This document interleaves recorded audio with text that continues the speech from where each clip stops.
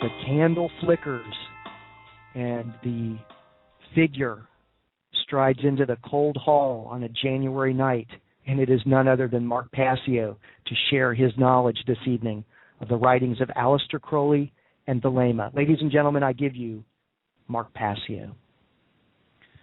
Do what thou wilt shall be the whole of the law. Bob, strap yourself in. It's going to be a great ride here tonight on Occult Empire. So let's get started. I want to first say that what I'm going to talk about here today is and should be considered by anyone who is listening as introductory material. When you're approaching a field of endeavor as large as the works and writings of an occultist such as Aleister Crowley, we could not possibly cover all of it in 20 radio shows of this length, 50 even.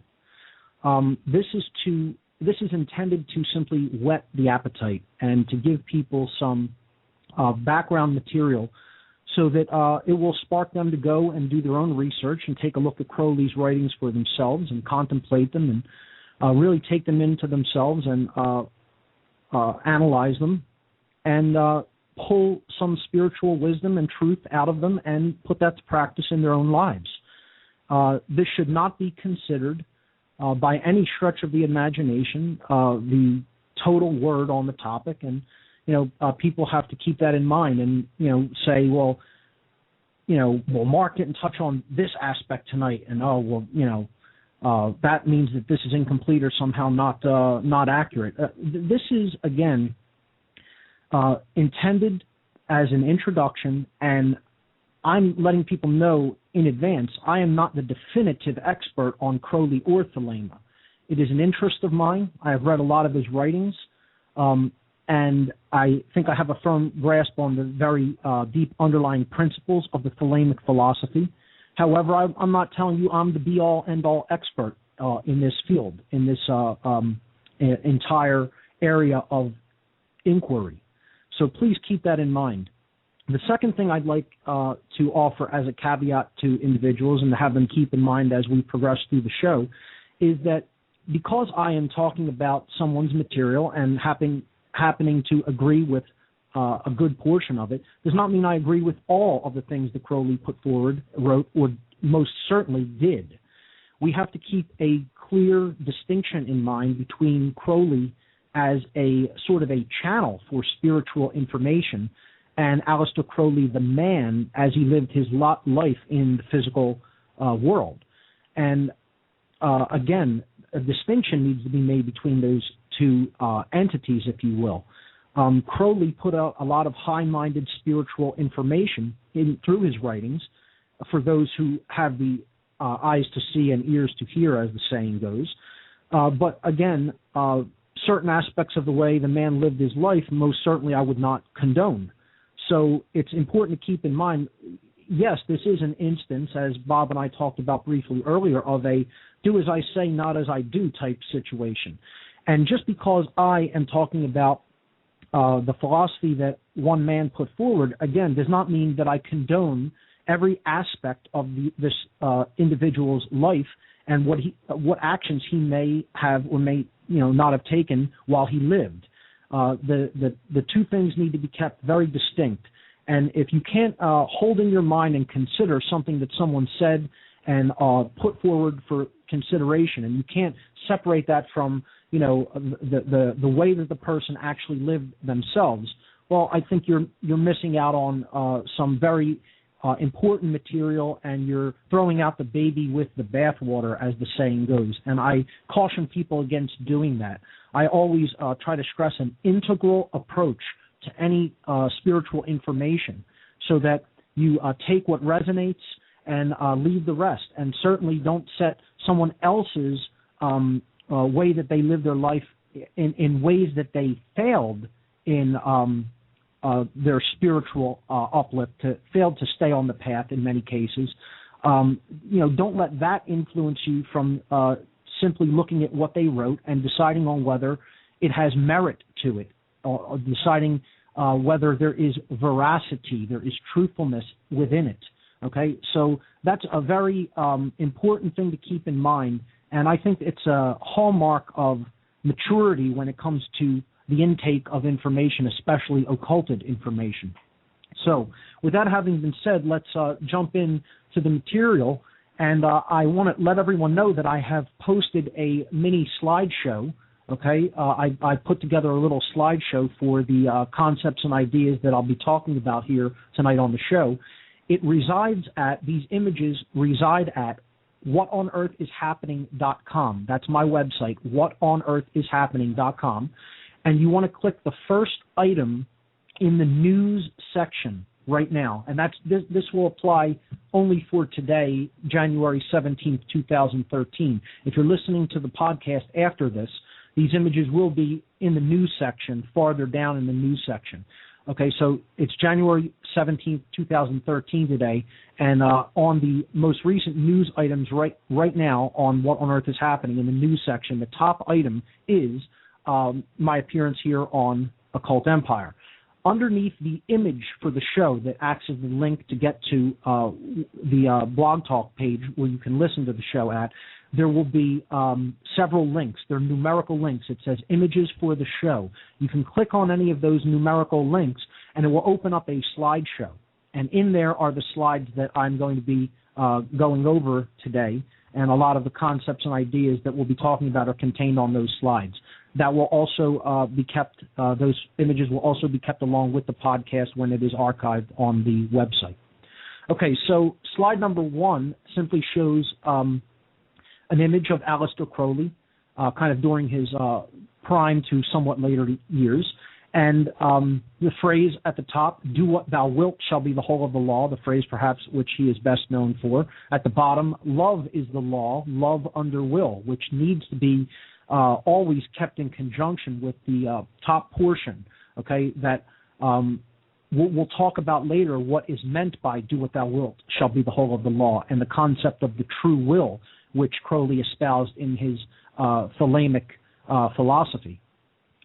We have some of the symbols that are associated with Crowley. We have the sigil of the AA, Crowley's occult order or society, his fraternal order, the Brotherhood of the Silver Star, the Argenteum Astrum, as it was called. That's what AA stands for. We have the unicursal hexagram of Thelema. It is the chalice and the blade united, but not interlocked, but continuously flowing into each other. Unicursal means that it's one writing. So you can make this form of the six-pointed star, or the union of the chalice and the blade symbols, the sacred masculine and sacred feminine, with one pen stroke without lifting the pen from the paper. Okay? In the lower left-hand corner, we have the Magus card of Crowley's Thoth deck. Okay? The tarot deck that he actually created along with Lady Freda Harris. And on the bottom right, we have the Rose Cross symbol of the Hermetic Order of the Golden Dawn, of which Crowley was an active member during his lifetime. The dates of his birth and death are there, and basically this is simply the introductory slide. What I would like to do is really go through kind of a synopsis of a timeline of Crowley's life, and as we approach significant ideas, break them down as we move forward. So Aleister Crowley, he was, of course, a occultist, a mystic, practitioner of ceremonial magic, a poet, an author of many books and writings. And he was born as Edward Alexander Crowley. That was his actual birth name, Edward Alexander Crowley, on October 12th, 1975, in the town of Royal Leamington Spa. This is a town in Warwickshire, England, in the central portion of England. And Mark? Yes. That would be 1875. I'm sorry, I said 1975. I correct. That's okay. Thank you for the correction. 1875. Pardon me. A slip of the tongue is not a slip of the mind. I I do have it here as 1875. I apologize for that. Actually, I do not. It says 1975 on the slide, so I do have that incorrect. I will correct that. Thanks for the correction there, Bob. No worries, my friend. No 1875 in Royal Leamington Spa, a town in Warwickshire, England. That's in central England. Crowley grew up in a Christian family, kind of a fundamentalist Christian upbringing. His father, named Edward Crowley, retired early after a successful career in a family-owned brewing business. And some people will say, well, this is kind of ironic because it's like, a fundamentalist Christian-type background doesn't really go hand-in-hand with brewing. But he was a brewer, yes. Or he owned shares in a brewing company, a family-owned brewing company, and that's how he made his money. So he retired early and became a traveling preacher in line with his fundamentalist Christian beliefs. Crowley's mother, her name was Emily. Her maiden name was Bishop, Emily Bishop. And he and her never saw eye to eye. They kind of feuded in Crowley's youth. His mother gave him his nickname, the Beast. She kind of called him a Satan or a beast because he kind of rebelled against his Christian upbringing from a young age and sought to expand his mental horizons and his spiritual horizons, and kind of rejected that fundamentalist upbringing. And his mother didn't really take too kindly to that, and she nicknamed him the Beast for it, which he kind of accepted and took unto himself, and often called himself the Beast himself and called himself the Great Beast, to Megatherion, as it is translated in the Greek. So Crowley's father passed away when he was only 11 years old, and he inherited his father's wealth from his brewing business. This is how Crowley was really able to travel extensively throughout the world and, not really have to be tied down with a typical worker salary and job. So he was fairly wealthy, at least wealthy enough to travel for many, many years. At age 20, Crowley officially changed his name to Aleister. His name was Edward Alexander, and his parents would call him Alec. And he didn't like that. He didn't like his real name, Edward, either, so he decided to change his name to something a little bit more fluid sounding, and he liked the way the syllabic distribution of Aleister Crowley sounded, and therefore that's what he chose as his name in public life. He attended Trinity College at Cambridge University, where he studied philosophy and literature. He was in and out of many schools during his youth for different reasons, often behavioral.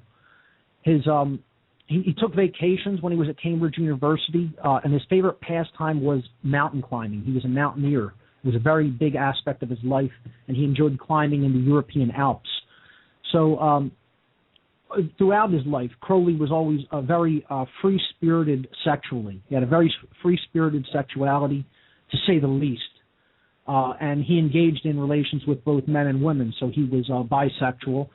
Some people call him trisexual. He would try anything, as the saying goes. But definitely free-spirited in sexuality, and incorporated sexuality at a very high level into his magical practices and his occult belief systems.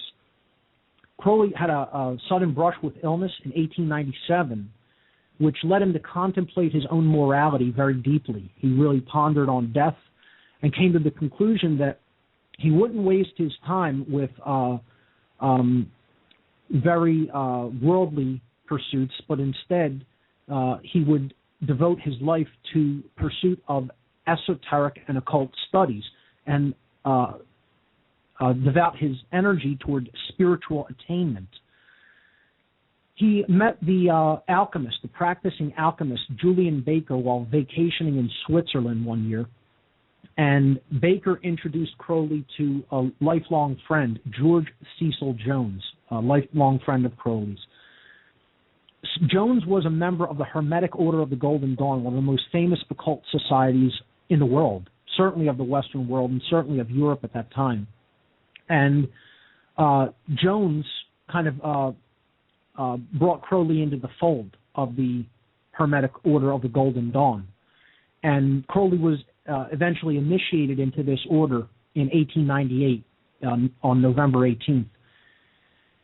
There, while in the order and having a lot of different relationships with different occultists in that order, he advanced his studies of many different occult traditions, namely Kabbalah, Hermeticism, Freemasonry, Rosicrucianism, alchemy, tarot, and ceremonial magic, which were his main endeavors of study, of occult study.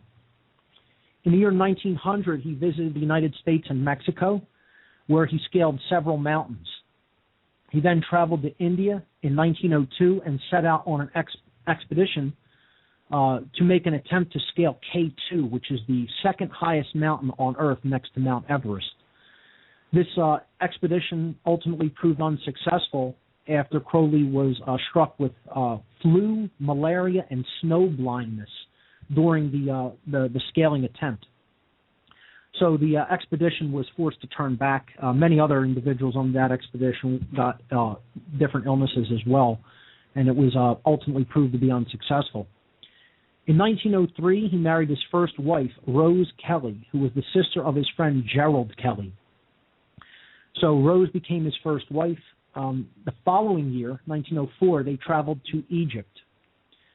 The same year, I should say. In 1903, they traveled to Egypt.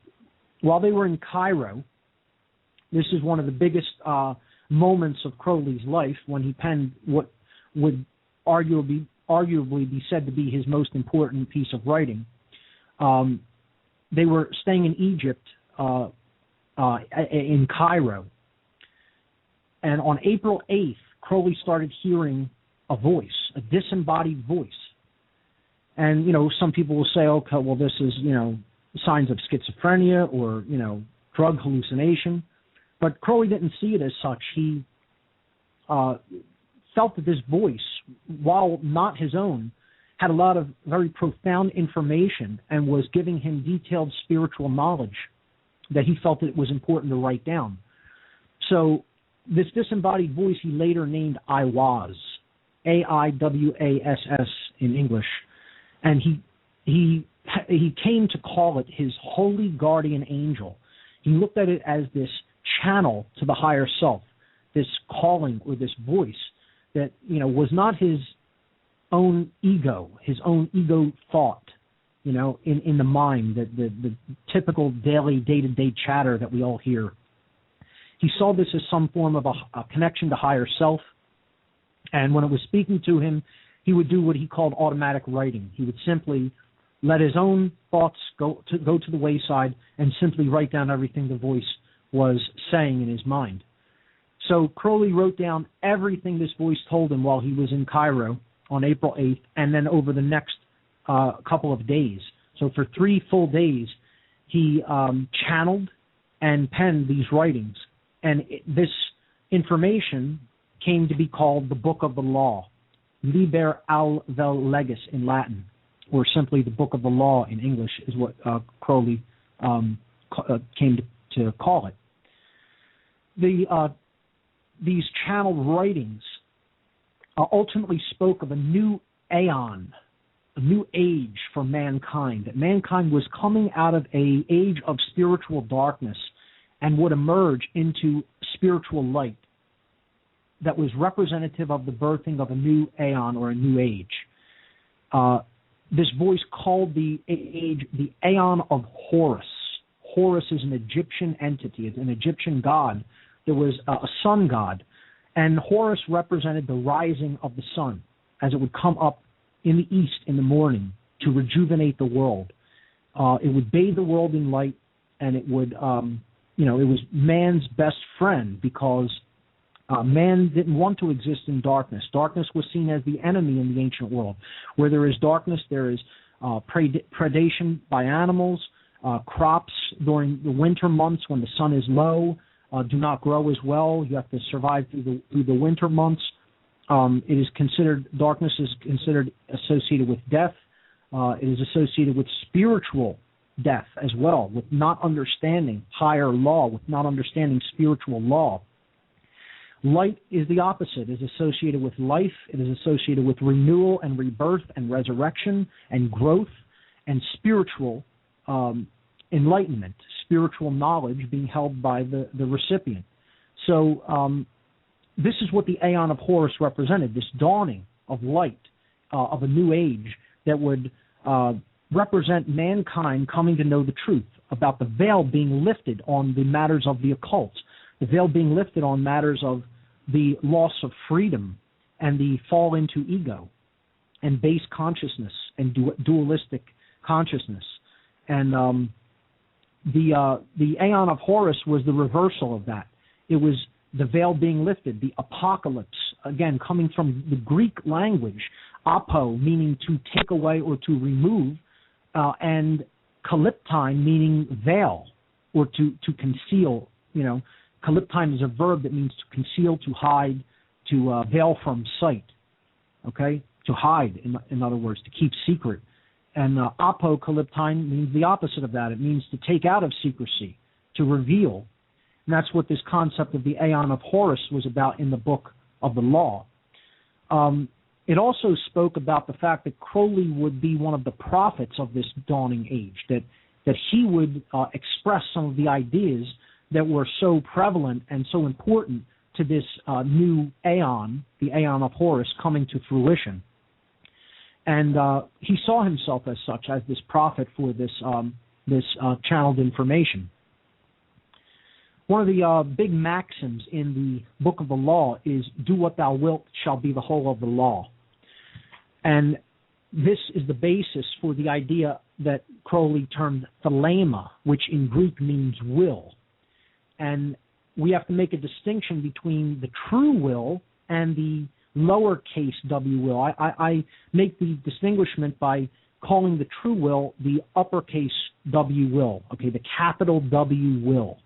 Will with a capital W, or simply the true will, distinguishing it from the ego-driven will of any individual. You know, it's not what I want. That's the ego will, okay? It's the will of creation. It's what the cosmos is attempting to accomplish, the great work that creation is setting forth in doing and trying to manifest. And it's up to us to step into the slipstream of that true will and understand what it is and understand our role in it and how we may serve that work.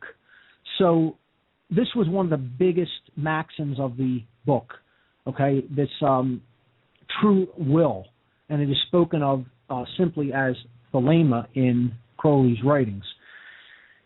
The importance of living in harmony with this will is stressed in the Book of the Law as well, and how our lives will flow more freely and we will have more freedom if we step into that slipstream of the true will.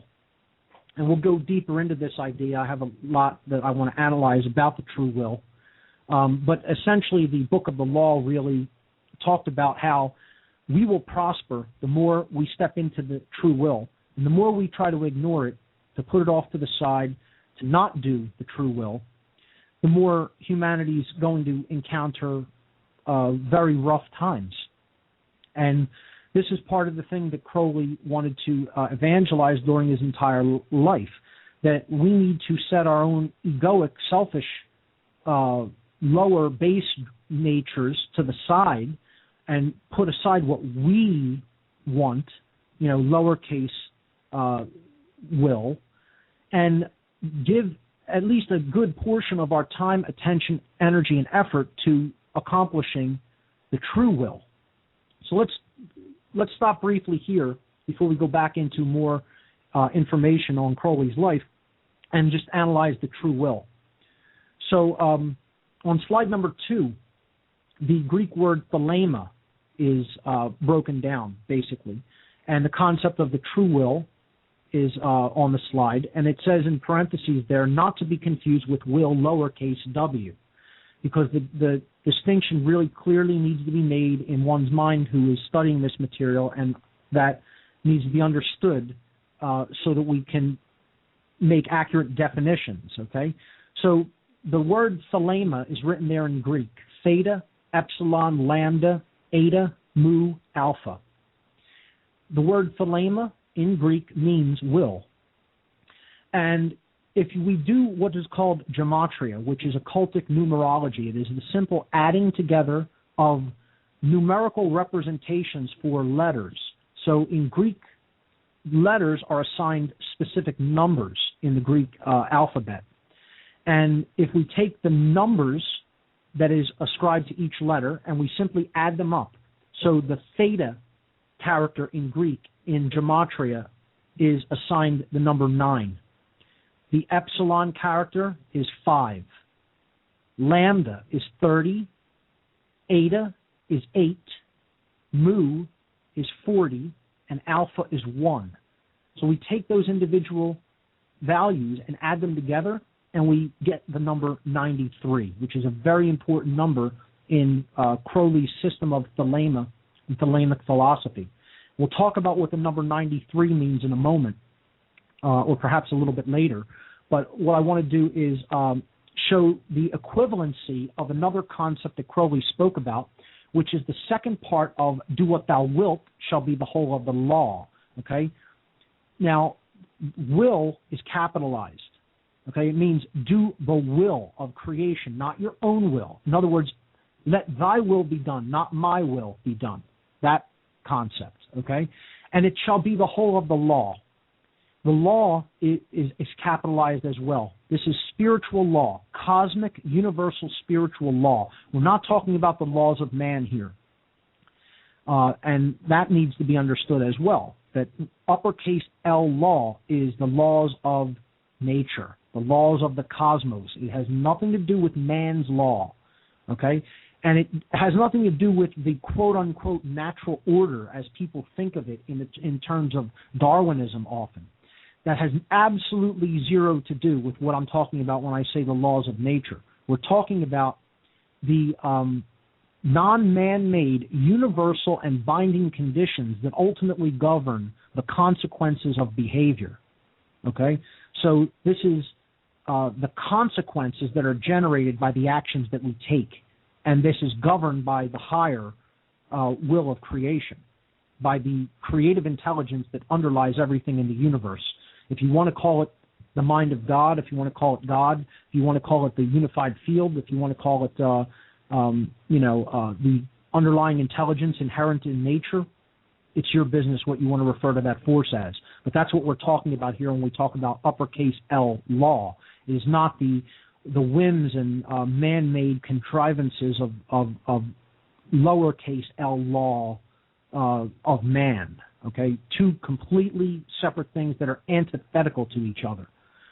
So love is the law, love under will, is the second part of this maxim that comes forth in the book of the law. Love, capital W. In Greek, this is agape. Alpha, gamma, alpha, pi, eta. Agape.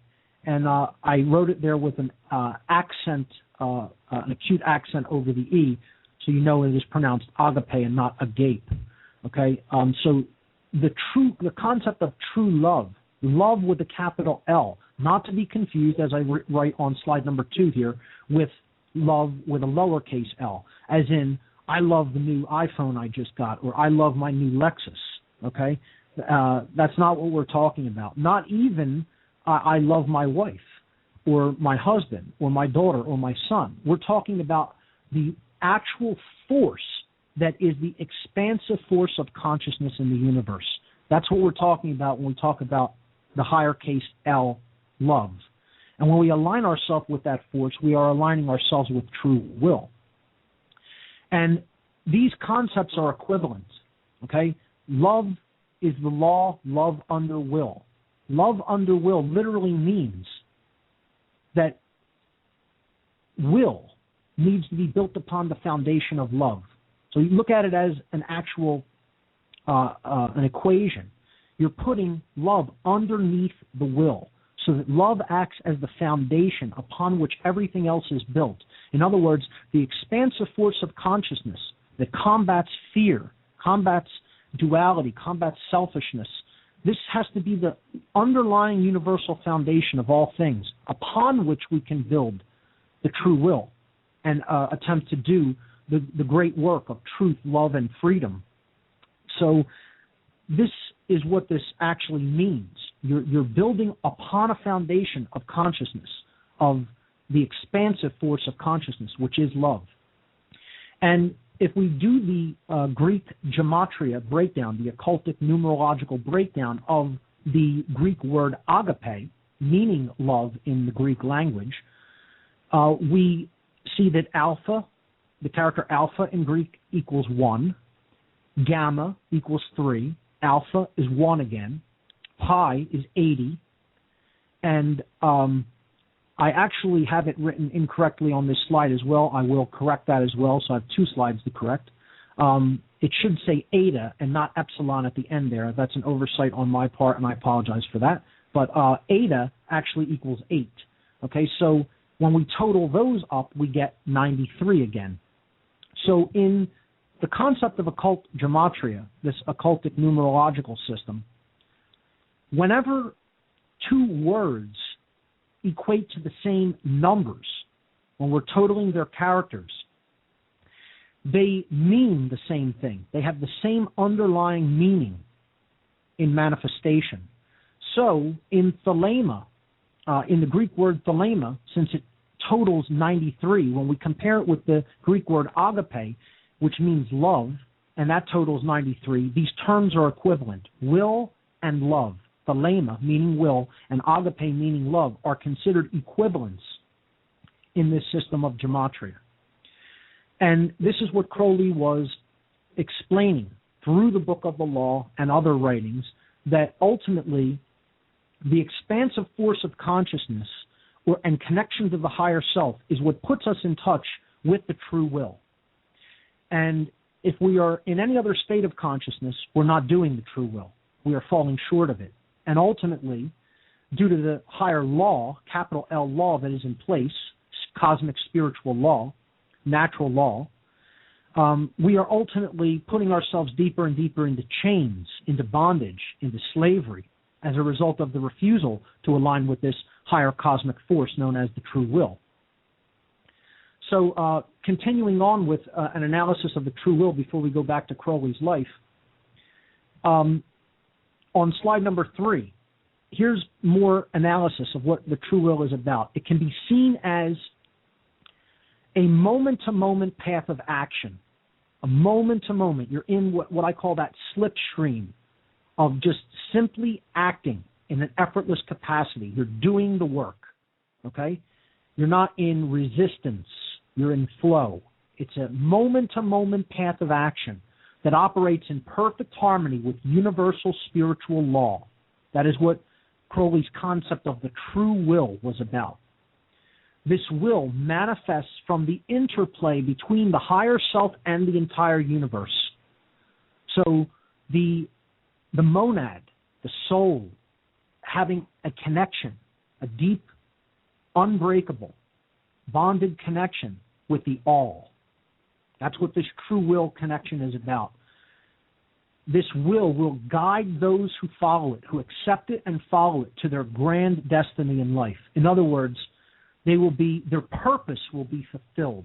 They will not be searching for what they're here to do. They will simply be doing it. Those who get into touch with this true will have eliminated or bypassed false desires, the base desires, the animal desires of the flesh, and they will have bypassed or eliminated internal contradictions within themselves.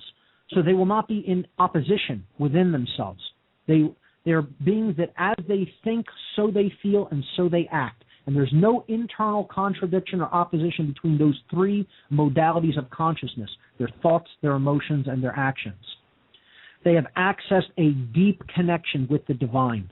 The spark of the divine within themselves has been accessed and has been basically lit aflame and has grown into a large spiritual fire, if you will. When in the state of this consciousness, in this state of consciousness, one's life becomes flowing. It flows effortlessly. I shouldn't even use the word effortlessly. There's still effort required, of course. There's time and attention and effort required. But one's life flows freely would probably be a better way of putting it. There is less opposition. There is less resistance. Okay, so it flows without resistance. And it flows without lust for result, as Crowley put it. The lust of result is, I have to see the manifestation, I need to see it right now, what we would call immediate gratification. That's not present. You're just doing the work because you know it's the right thing to do. You know it's in alignment with higher moral law. It is within right. And you simply do it because it is the right thing to do. That's what is meant by the true will. Some other analyses of true will that I gleaned from some other writers on the internet, and some of this is directly borrowed from some other people's analysis. So again, I kind of took a look at what other people were saying. That first slide is kind of an amalgamation of my own interpretations or views of what the true will is, combined with some other authors, and as is this slide in slide number 4. So the main precept of Thelema, the maxim of "do what thou wilt shall be the whole of the law," is often completely misunderstood by people who hear that and think they know what it means, and they take it out of context. They don't have an understanding of what was actually meant by that phrase, because the internal definitions that they're operating with are not the same as what Crowley was really speaking about, using the same English words but really meaning different occult concepts. And that's why I distinguish. You'll notice every time I wrote this phrase down, I put the capital W where will is at. Do what thou wilt, capital W, shall be the whole of the law, capital L. So we have to understand what Crowley really meant by it and its proper usage. It refers, of course, to the true will, which this particular writer in his analysis said he called it our true and perfect path on which our own personal holy guardian angel, this is another concept, again, Crowley talked about the voice, the disembodied voice that helped him to write some of his spiritual works, as his holy guardian angel, this connection to the higher self. The true will is our true and perfect path on which our holy guardian angel guides us when we have learned to hear and follow the higher self. Okay, so this holy guardian angel concept is this connection to the higher self, and we need to learn to listen to it, to silence the voice of the ego and listen to what this higher self, the message it has for us, directing us spiritually in life. For those called to this path, the true will refers to the great work. And as I have talked about on my shows in the past, the great work is truth, love, freedom, in that order. A dedication to the truth and putting the truth out there for others, taking it into oneself without resistance, learning it, and then putting it out there for other people. Love, the expansive force of consciousness being the guiding aspect, the guiding force in our lives, and freedom, espousing true freedom, understanding what true freedom is in conjunction with higher moral law, with universal cosmic spiritual law, and living in that capacity. No contradiction. Okay? So the non-aggression principle combined with the self-defense principle, the sacred feminine combined with the sacred masculine. And not controlling others and not being controlled. All right? Knowing your rights, knowing what you own, not taking what does not belong to you in the forms of life, liberty, and property. This is the great work. Do what thou wilt does not mean do whatever you want. This is the most misunderstood aspect of all Thelemic philosophy. Let me repeat that again, because it's very important. Do what thou wilt, capital W, does not mean do whatever you want. For those who think it means that, you're horribly mistaken and simply wrong. That is not what Crowley meant by that. He wrote about this extensively extensively, is non-ambiguous in Thelemic philosophy. Okay? So, do what thou wilt, capital W, does not mean do whatever you want. It is the apotheosis of freedom is what do what thou wilt means. It means you're making this as important as the divine. All right? You're elevating it to divinity. It is something that is about spiritual uplift. It is about cosmic awakening. That's what do what thou wilt is all about. But it is also the strictest possible bond. While it leads to true freedom, it means that you are bonded to doing this work in the physical domain in your lifetime. You either accept this work or you reject it. So, some people will say, well, then you're not really free. I would beg to differ. I would say you're only truly free if you're actually doing the will, the true will. That's the only thing that would make us truly free. Getting out of the ego and understanding there's a higher will at work, and this life is not about me. I'm here to learn and understand what the true will is about and then to do that work. That's what it's all about. That is the pathway to freedom. So as Crowley said, do the will, and no other shall say nay. And that's what he meant by that. The universe will open up paths for you if you are actively in tune with this higher will, with this true will. Let nothing deflect you from that austere and holy task of the great work. True freedom is absolutely to do thy will, capital W. It is not about your own egoic, selfish will or desires.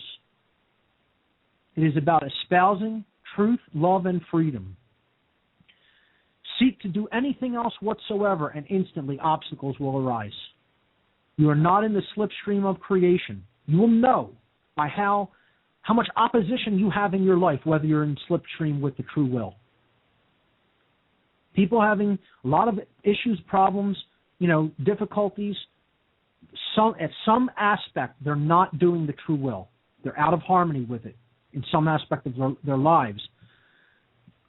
So every act that is not in harmony with the true will is an erratic act, and it acts as a hindrance in one's life.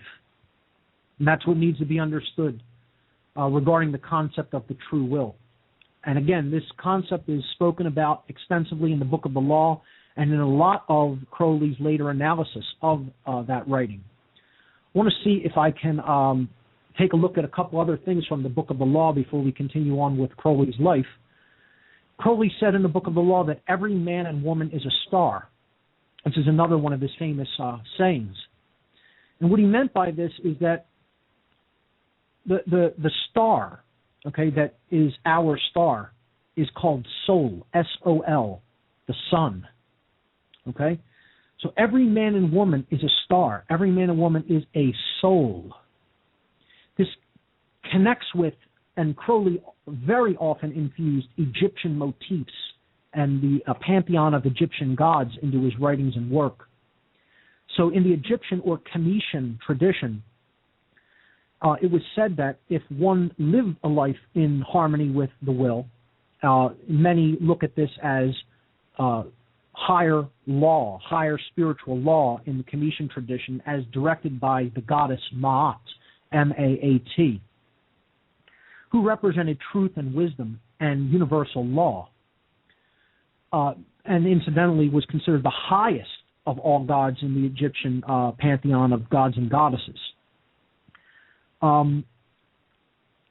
Crowley was basically drawing on that Egyptian or Kemetian tradition, and they had this idea that in the afterlife, if you had lived a good life, if you did not break universal law, if you did not steal in the way of life, liberty, and property from your fellow men and women, and you could attest to that honestly in the afterlife domain, that your soul would go on to be reborn as light, as pure light in the form of a star in perhaps another area of the cosmos. And you would nurture another solar system and all the spiritual beings that, would then be nourished and supported by your radiant light, since you understood the will of creation, which was ultimately true freedom. And Crowley is infusing that here. He's saying every man and woman is ultimately a star, that we are ultimately a spiritual being having a human experience, and that it is our destiny at some future point to be reborn in this form in light, that we are a being of light. I think it's very powerful, and it's very transformative to look at this aspect of his writing in this way and understand that it was all about, again, uplifting consciousness so that we could truly get in touch with our purpose and ignite the spark of the divine within us all to be rays of brilliance so that other people can help themselves also on their spiritual journey. And that's what he meant when he said every man and woman is a star. A couple of other quotes that I find pertinent in the Book of the Law is that the goddess Nut is a representation of this creator goddess like Ma'at. She represents the void, the nothingness, the realm of pure potentiality from which all is ultimately born into manifestation. So she is the cosmic mother, or the cosmic womb of creation. And her words say, "Follow the ordeals of my knowledge." So, in Book of the Law, they're saying, or Crowley or the channel he's writing through is saying, acquiring this knowledge is an ordeal. It's not just going to be easily handed to you. I mean, today we have it as easy as we're going to get it with the internet. We have a communications medium available to us like we had never before in humanity. And the ancients would envy us. Information, knowledge that they died to, were tortured hideously in many cases to preserve. We have at our disposal and our fingertips, and most people are doing completely trivial matters with their lives and not even paying attention or wanting that information. So we really should take advantage of this to its fullest while we have this at our disposal.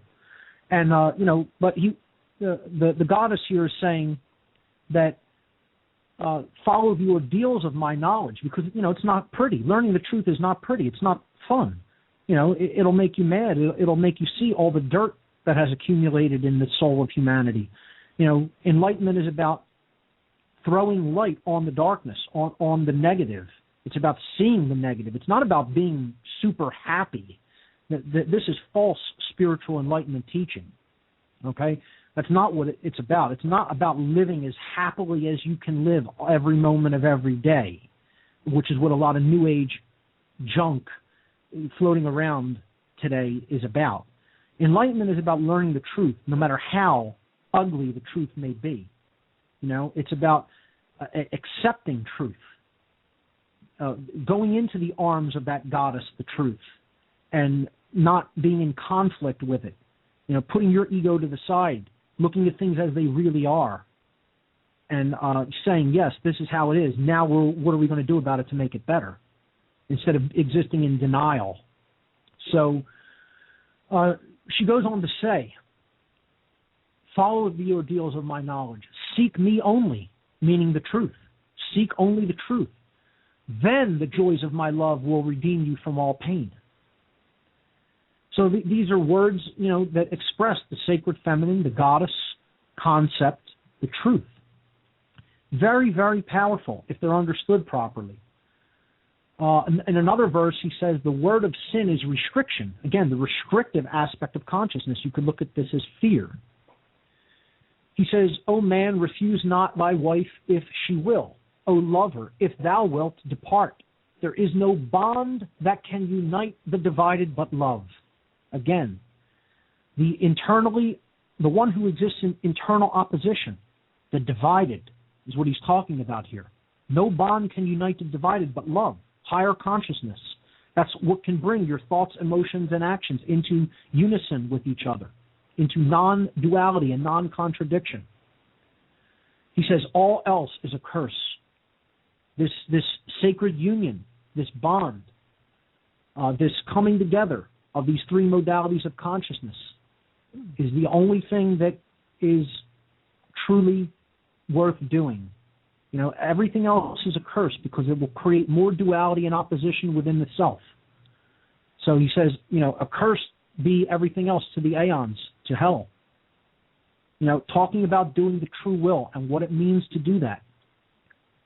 Get out of sin, get out of internal contradiction, get out of restriction, the restrictive aspect of consciousness that is holding us back. Get out of that which holds one back, that binds us in this mind control that exists on this planet.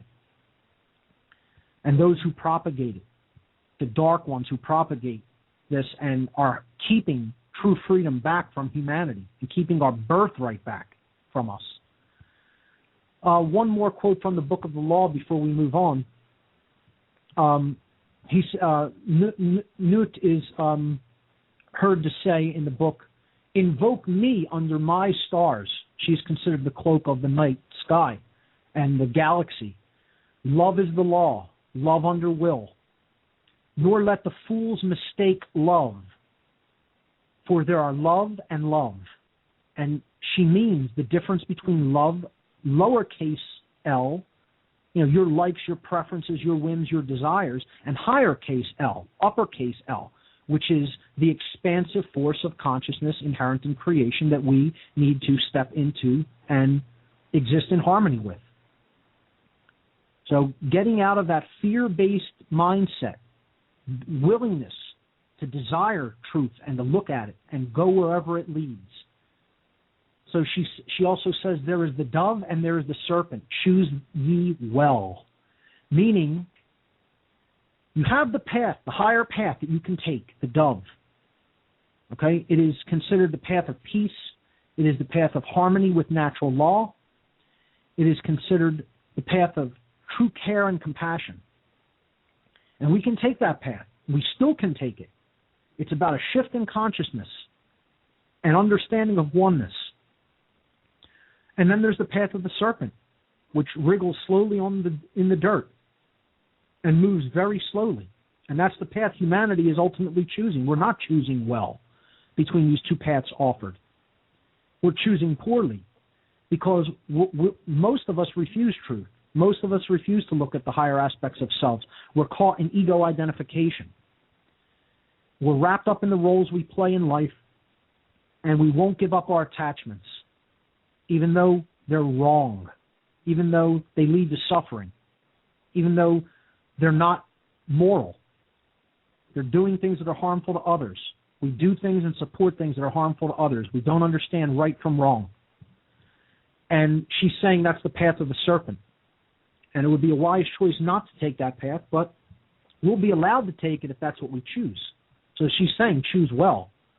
And I would suggest humanity is not choosing so well. So one more thing about the true will before we move on. Crowley's various commentaries, his own commentaries on his own book, constantly explain that each individual has a unique aspect of, is playing a unique aspect within the true will of creation. And when they get into harmony with this will, it is ultimately going to determine the proper course in their life, and it's going to put them where they need to be in the world and enable them to do the things that they need to do. Again, do the will and no other shall say nay. The universe will open doors for you if you step into the slipstream of the true will. Crowley attempted in many of his commentaries to explain how you may hear there is no law beyond do what thou wilt and think that means that nothing can be a wrong action and you can do whatever you want. He constantly explained that was not the truth, that that's not what that meant. He explained that there are actions that are wrong and false because they don't conform to the true will and they're out of harmony with natural law. And he also explained that actions that do conform to the true will are considered to be true and correct. So it's very important to keep in mind. Crowley stressed this himself throughout his writings and his commentaries on his own writings. So, again, do what thou wilt can often be misunderstood to mean do whatever you want, but that's not what it means. It is the origin of the true will that directs our path in life. To understand and act upon the true will is considered enlightenment to someone who follows the Thelemic philosophy, the philosophy of Thelema. The goal of Thelema would be to understand and perform the true will. The true will directs the individual toward their own personal destiny and puts them into a state of joy of accomplishing what they were meant to accomplish. Okay, so ultimately it is about fulfillment. It is about true enlightenment, not about just being happy. That would be doing the lowercase will. I just want to follow anything that makes me happy. This is a big New Age teaching going around in the New Age community. Do the thing that makes you the most happy. Wrong. That's hedonism. It's not about, the true will is not about hedonism. It's not about just doing whatever you want. That's lowercase w will. All right? It's about doing what the universe wants us to do to free ourselves and to experience truth, love, and freedom in the world. That's the true will. Okay? And again, it's about doing this without lust for result, which Crowley called it. No attachment to the outcome. Do it because it's the right thing to do, even if nobody else is doing it. Doesn't matter. I'm going to speak the truth if no one else is speaking it and if everyone is against me, because it's the truth. And the truth cannot be made into something that is untrue. It's that which is. Therefore, I'm going to be on that side. That is the side of rightness. Okay? And I'm going to do that work regardless of who else is doing it. That's doing the true will. So, one last thing that Crowley said in his book or his collection of writings later in his life called Magic Without Tears, he said, a man whose conscious will. Now I want people to really listen to this saying. I think it's one of Crowley's most important quotes, and it's very little known. In Magic Without Tears, Crowley said, a man whose conscious will is at odds with his true will is wasting his strength. And I would add on to that, he's ultimately wasting his life. If you're in a state of internal contradiction, your conscious will, what you know in the ego will, in the thoughts that are within the mind, the actual verbal chatter that you have in your head on a day-to-day basis, that conscious lowercase w will, if you know, you can tell that it's at odds with the true will, it's a wasteful life. You should strive to reconciliate those contradictions in whatever way possible, especially if they're conscious. If you're unconscious of that higher will, you know, in many ways you're in a better spot than if you're conscious of it. If you're conscious of it and still not doing it, there's a big problem. Okay, that's what Crowley is saying here. You're wasting your strength, and strength he considered equivalent with courage. The strength card in the Thoth deck is the courage card in many of the other decks. The woman holding the lion's jaws open. Crowley elevated this in his deck to the highest position of the macrocosmic tree of life. He felt it more than justice that the universe was attempting cosmically to create courage, that was its ultimate expression and purpose, which hence the 8 and 11 reversal in his tarot deck. So he elevated courage and strength to the highest position in the cosmos. And I would partially agree with that. I don't favor that reversal in the tarot deck myself, but I understand why Crowley did it. And, it's very, very important saying right there. A man whose conscious will is at odds with his true will is wasting his strength.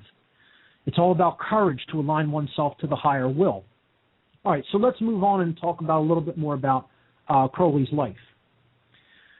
In 1905, his wife Rose gave birth to their first child, Lilith, who unfortunately died the following year from typhoid fever. Many of Crowley's children that he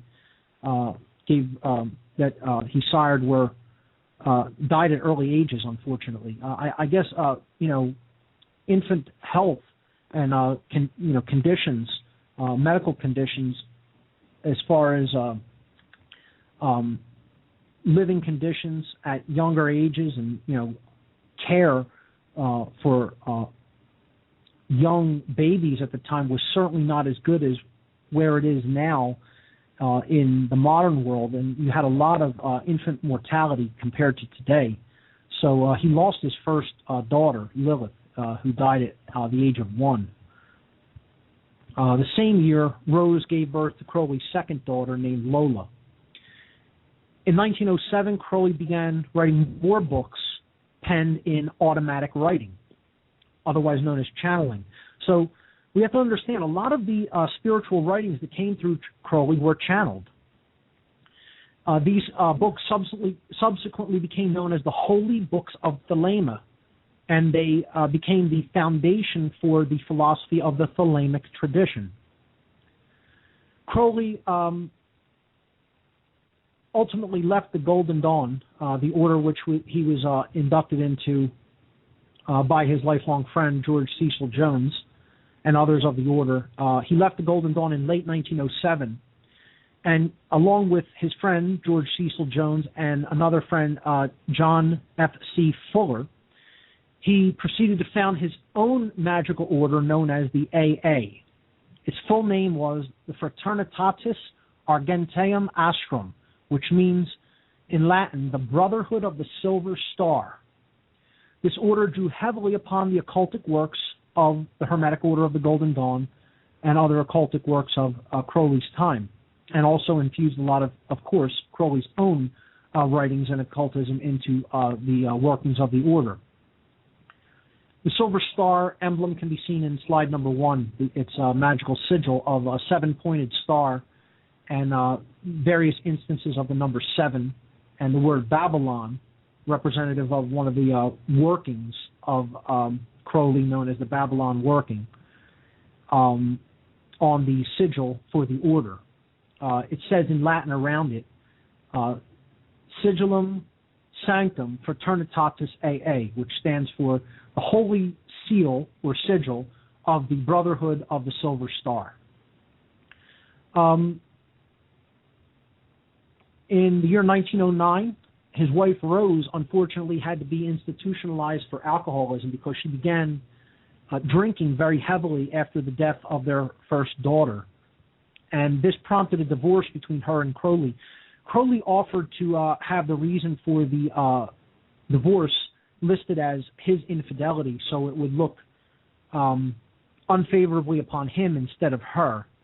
So he and Rose remained friends after that for quite some time, but eventually Crowley moved on after the divorce and took a new love interest. Her name was Lila Waddell, and he called her, as he called many of his love interests, his Scarlet Woman, the concept of the Scarlet Woman, which is associated with the Whore of Babylon in biblical teachings. And again, Crowley was famous for his rebellion against organized traditionalist Christianity, and therefore equated the women in his life with the Whore of Babylon, the Scarlet Woman, the woman in red. I guess this also goes hand in hand with, like, base desires of, desire of someone in a sexual nature as well. But it would not be considered to be considered that he was being disrespectful toward her. The women who he, I guess, conferred this term upon did not look disfavorably upon it and just saw it as a, kind of a nickname that he would give to them that was affectionate in some way. So they didn't disapprove of being referred to as the Scarlet Woman.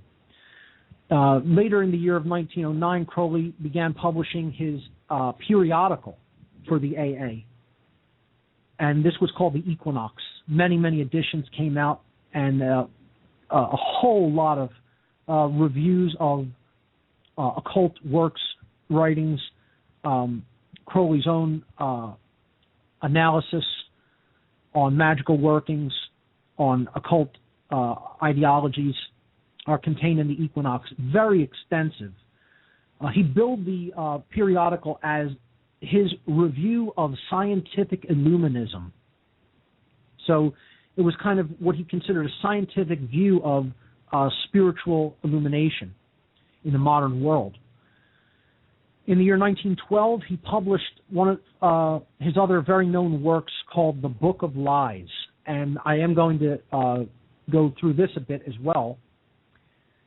That same year, he was inducted into a Rosicrucian-based order known as the OTO, the Ordo Templi Orientis in Latin, and in English that is the Order of the Eastern Templars. He was inducted into this society in 1912.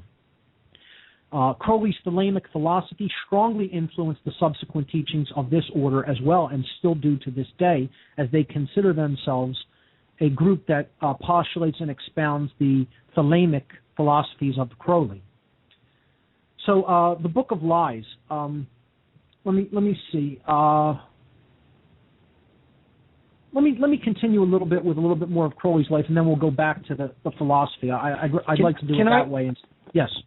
Can I comment, Mark? Sure. You brought up in your recent lecture on the Matrix Trilogy Decoded, you solved something for me that had bothered me for years. I would always see a lady in a red dress in these films through the years, through the decades, and you said a few words which just made something click in my consciousness. You said the woman in the red dress symbolizes getting off the path of what you're meant to do here, or what you would term as true will. And yes. Oh my gosh, that was a culted veil just pulled from my eyes, and I hope that helps others. That the woman in the red dress, the scarlet woman, the whore of Babylon, whatnot, but the symbol of the woman in a red outfit or red dress, leading us astray through our base desires, our base consciousness. So that was amazing, and I just wanted to comment on that might help people. But yes, the woman in the red dress is an important symbol in occultism, but it means getting away from the true will, getting away from doing the great work. Because Crowley even said in his writings, this is a world of sorrow, and we all instinctually know that something is wrong as we start to become consciously aware in this existence. Something is dreadfully wrong, and what that is we're not following that true will, capital W. We're following our base will, and we have to turn away. Thanks, Mark. That's exactly right, Bob, and a great way to put it as well. Exactly. When we were following the, quote, woman in the red dress, this is distraction for our work. This is getting sidelined from the course that the true will wants to take us on in our lifetimes. We're sidelining ourselves, and we're following lower base instinctual desire pursuits. In other words, it's saying, let my will be done, not thy will be done, meaning the will of creation. You're saying, let my ego-driven, selfish base will be served instead of me doing the work to serve the will of creation. So, absolutely, a great analysis on that, and I'm glad that my little analysis of the Matrix series of allegorical movies was able to help you to come to that understanding. So I'm going to continue with the analysis of Crowley's life, the synopsis of Crowley's life, and then go back to an analysis of some of his philosophies. I think that'll help move things on a little bit more quickly. So let me just go down the rest of the main events of Crowley's life. He traveled extensively in America during the years 1914 to 1918. And many speculate that he was working as an intelligence agent for Great Britain during World War I at the time, to gather intelligence on German spies operating within the United States. Whether that's definitively true or not, I can't definitely say, but it certainly makes sense. It's a distinct possibility anyway. While he was in America, Crowley formed a relationship with the artist Leah Hirsig, who became his new Scarlet Woman. And I'm just going to briefly make an aside here to talk about something that is very speculated on. Again, I can't say for sure. Many people say that Crowley fathered Barbara Bush, the father of George W. Bush and wife of George H.W. Bush. This is speculation also. It's possible. I wouldn't say that it's definite or conclusive, but Crowley did seem to have a relationship, an intimate relationship with Barbara Bush's mother, Pauline Pierce. And when she gave birth to Barbara Pierce, Barbara Pierce was born either from her claimed birth father or possibly Aleister Crowley, because Barbara Bush's mother, Pauline Pierce, actually engaged in sex magic relations with Crowley and other members of the kind of, I guess you could say, coven or order that he had put together while in the United States. And they were practitioners of sex magic, incorporating sex and orgiastic ritual-type sexual behavior in with their magical practices. And some speculate that Barbara Pierce, who became Barbara Bush, was born out of wedlock during these times of these sexual magic practices, and possibly impregnated by Crowley. Now, there is a resemblance there if you look at pictures of Barbara Bush, but again, that's not definitive. It's speculation put forward by many people, and it may very well be the case. After his years in the United States, he moved to Palermo, Italy in 1920 with Leah Hirsig and their newly born daughter, Anne. Anne also died at under 1 year of age. She died at 8 months of age, unfortunately. While in Palermo, Italy, Crowley founded what became known as the Abbey of Thelema, which was what he described as an anti-monastery or an anti-ashram. Life there wasn't regimented as it was in traditional abbeys, monasteries, or ashrams. Crowley didn't look at that as a method of spiritual practice, of denying the self the indulgences and pleasures. He instead looked at it as a place to live life to its fullest of free will and pleasure, but at the same time attempting to get in touch with the higher self and understand and formulate the true will and do the true will. While he was at the Abbey and other followers who gathered there in Palermo, Italy with him, Crowley would practice sex magic, goetia, which is spirit summoning, and ritual magic. He also, while there in Palermo, impregnated another female member of the Abbey named Shumway, who gave birth to another daughter, who they named Astarte, after the goddess. After a mishap during one of their magical ceremonies at the Abbey, which was most likely, I believe it was, drug-related, one of the followers of Crowley accidentally died.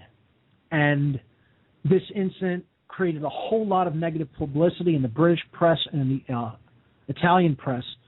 And Crowley, through the British press in particular, became labeled as the wickedest man in the world for his occult rites that he conducted at the Abbey of Thelema.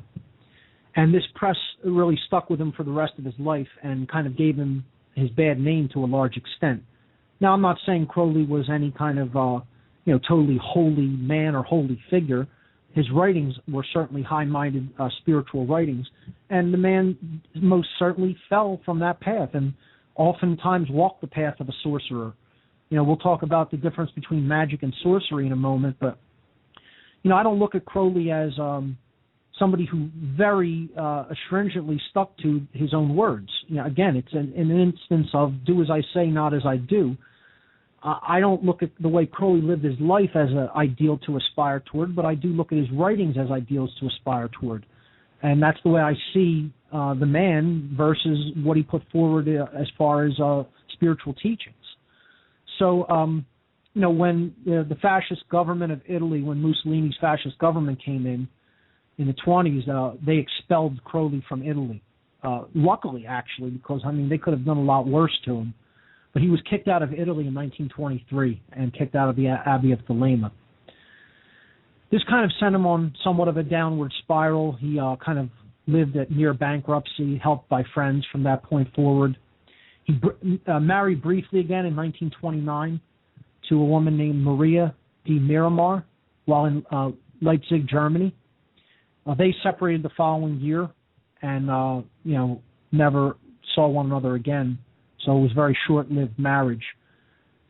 He declared bankruptcy in 1934, went on to father one other son, I believe it was his only son that he fathered, and he named him Aleister after himself.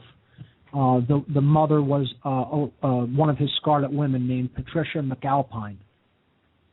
Between 1938 and 1943, Crowley developed his own tarot deck. Well, I think this is one of the crowning achievements of his occult or magical career. He worked on the deck with Lady Frida Harris, who painted the images of each card as Crowley described the images to her.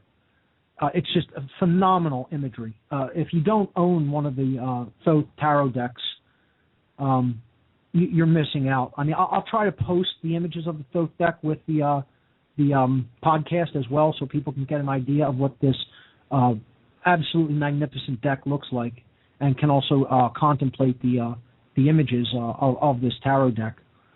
But this was considered one of his greatest works, I think. He called the deck, of course, this tarot deck variant, the Thoth deck, named after the Egyptian creator god Thoth. Different pronunciations for that: Thoth, Thoth, Thoth, Thought. I simply say Thoth.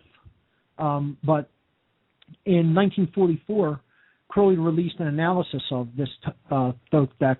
He called it the Book of Thoth. It was his extensive treatise on the tarot itself, and it proved to be his best-selling work during his career.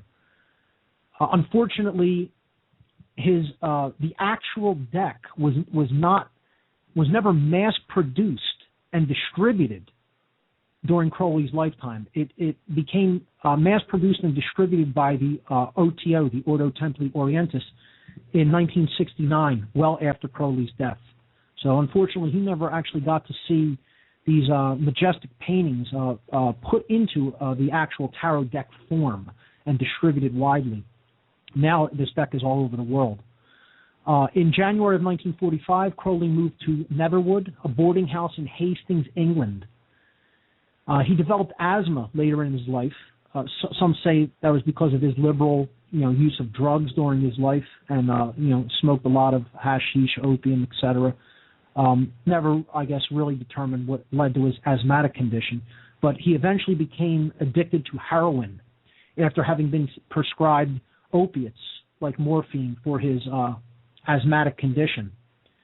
Crowley died at Netherwood Boarding House in Hastings, England, from respiratory infection on December 1st, 1947, at the age of 72. So that's a wrap-up of Crowley's, significant moments of his life. Let's go back to some of his philosophy and writing. We took a look at the Book of the Law. We took a look at the True Will. I want to maybe proceed in order of the slides as I have them on the slideshow, and take a look at slide number 5. Slide number 5 is Crowley's definition of magic, and I put it there with a C and a K in parentheses. Crowley's spelling of magic was M-A-G-I-C-K to distinguish it from the fairy tale book version of magic. And his definition for what magic was the science and art of influencing change to occur in accordance with the true will, the higher case W, the capital W will. Okay? So this is the process of alchemy. This is the great work, as we've said. It's truth, love, freedom in that order. That's the magical formula. It's helping change to occur in accordance with that higher will of creation. So you're learning the truth. You're taking it into yourself as a vessel. You're distilling it. You're bringing it forward for others so it can help them awaken, so it can help them come out of mind control, so it can help them understand what true freedom is and then live that way in the world. And that's what he saw as magic. And this very significantly departs from what I call sorcery, and many other researchers have dubbed sorcery, which is very similar to the definition of magic, but it is ultimately accomplishing and serving a completely different purpose. The definition of sorcery I give as being the science and art of influencing change to occur in accordance with the will, lowercase w. These are the same definitions as you speak them from your mouth, but mean two completely antithetical, diametrically opposed things.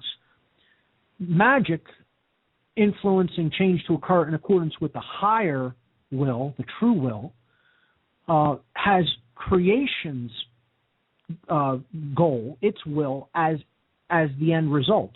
That's what you're serving. That's the force you're serving. You're serving the higher self. You're serving all of creation. You could, if you don't have a problem with the word, you could say you're serving the God of creation. And that's how I look at what magic is. And this was Crowley's definition for magic. Sorcery is the exact opposite of that. It's serving the ego. It's serving what I want. Me. Okay? It has nothing to do with what's right. It has nothing to do with what's moral. It has nothing to do with what's just. It's whatever I want. That's the egoic will of the sorcerer itself. The lowercase w will. The base desires are being fed at all times.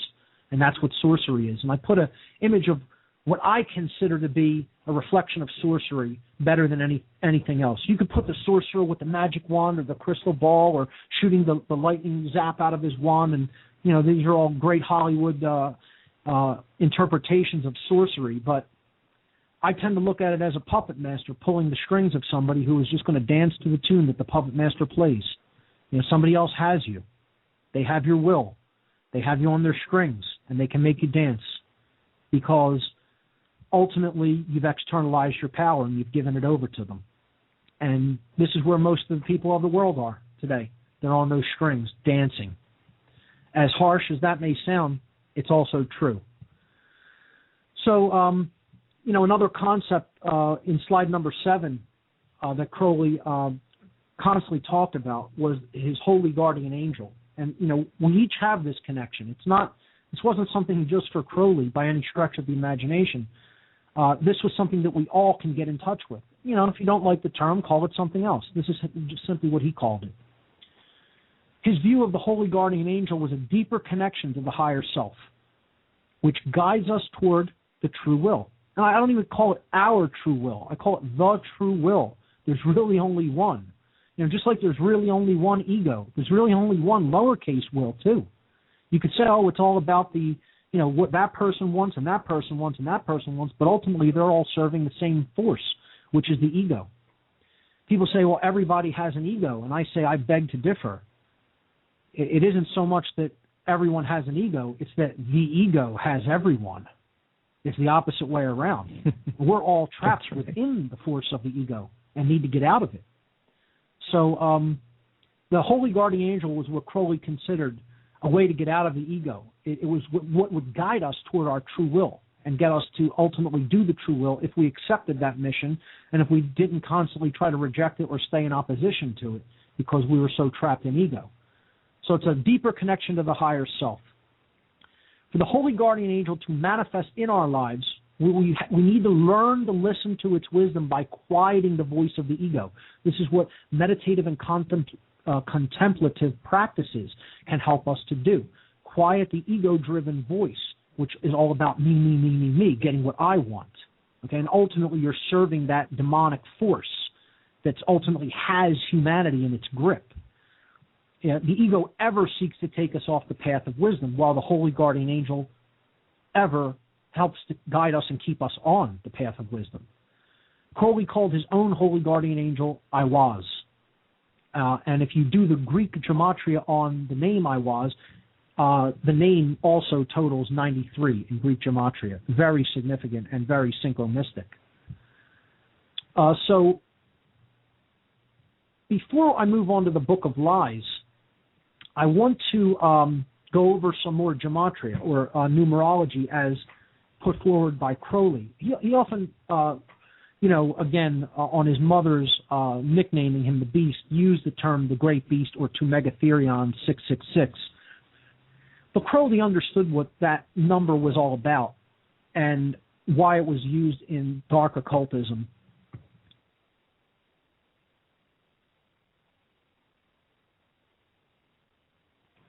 Hello, Mark. We seem to have lost my friend Mark. Well, I'll try to bring Mark up here in a moment. But yes, in the meantime, it is amazing, the works of Aleister Crowley. But yes, the Holy Guardian Angel, very interesting, and these magicians. So Crowley was a ceremonial magician, and as Mark said, the Golden Dawn was the starter for Crowley, and this is the order that Samuel Liddell McGregor Mathers had created. So, but this order. So Crowley got into this. Now, I want to share that I recently my information came from this giant tome of a biography written by Israel Regardie, who was Crowley's secretary from 1928 to 1930. He flew this young 20-year-old student out to live with him for 2 years straight. And that's an ironic choice of words, but because Crowley was a notorious homosexual, and back then, of course, that was ultimately taboo. But Regardie said he was always concerned of the 2 years that he lived there with Crowley, that somehow Crowley would make an advance on him. And ironically enough, Regardie said that at no time did Crowley ever go into that kind of world with him.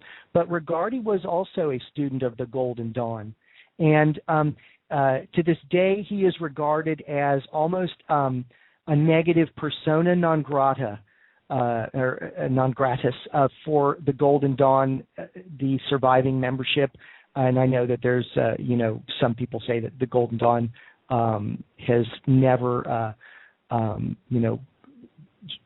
it has not, it disappeared at some stage. It didn't hold on to what was going on. So, but at any rate, what I'm going to do, I am going to try to bring my good friend Mark Passio back on. But in the meantime, I have a very short interlude. So grab that cup of coffee and come right back. We will be right back.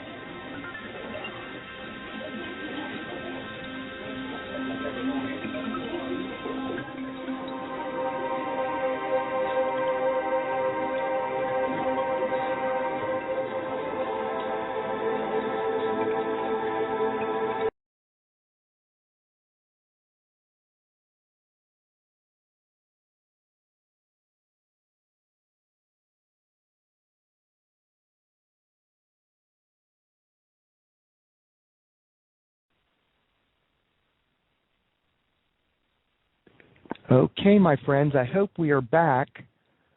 Let's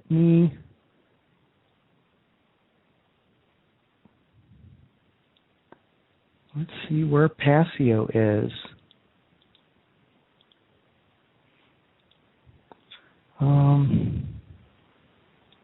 Mark says Blog Talk seems to have dropped the whole connection.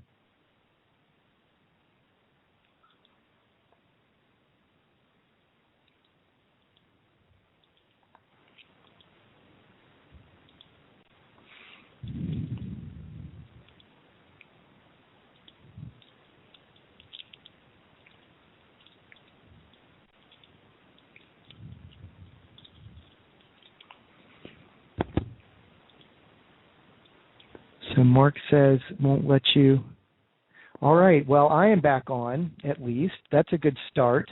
I'm going to add Mark to the call here. Add people.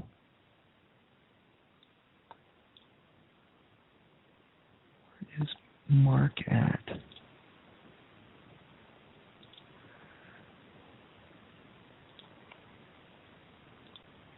Okay.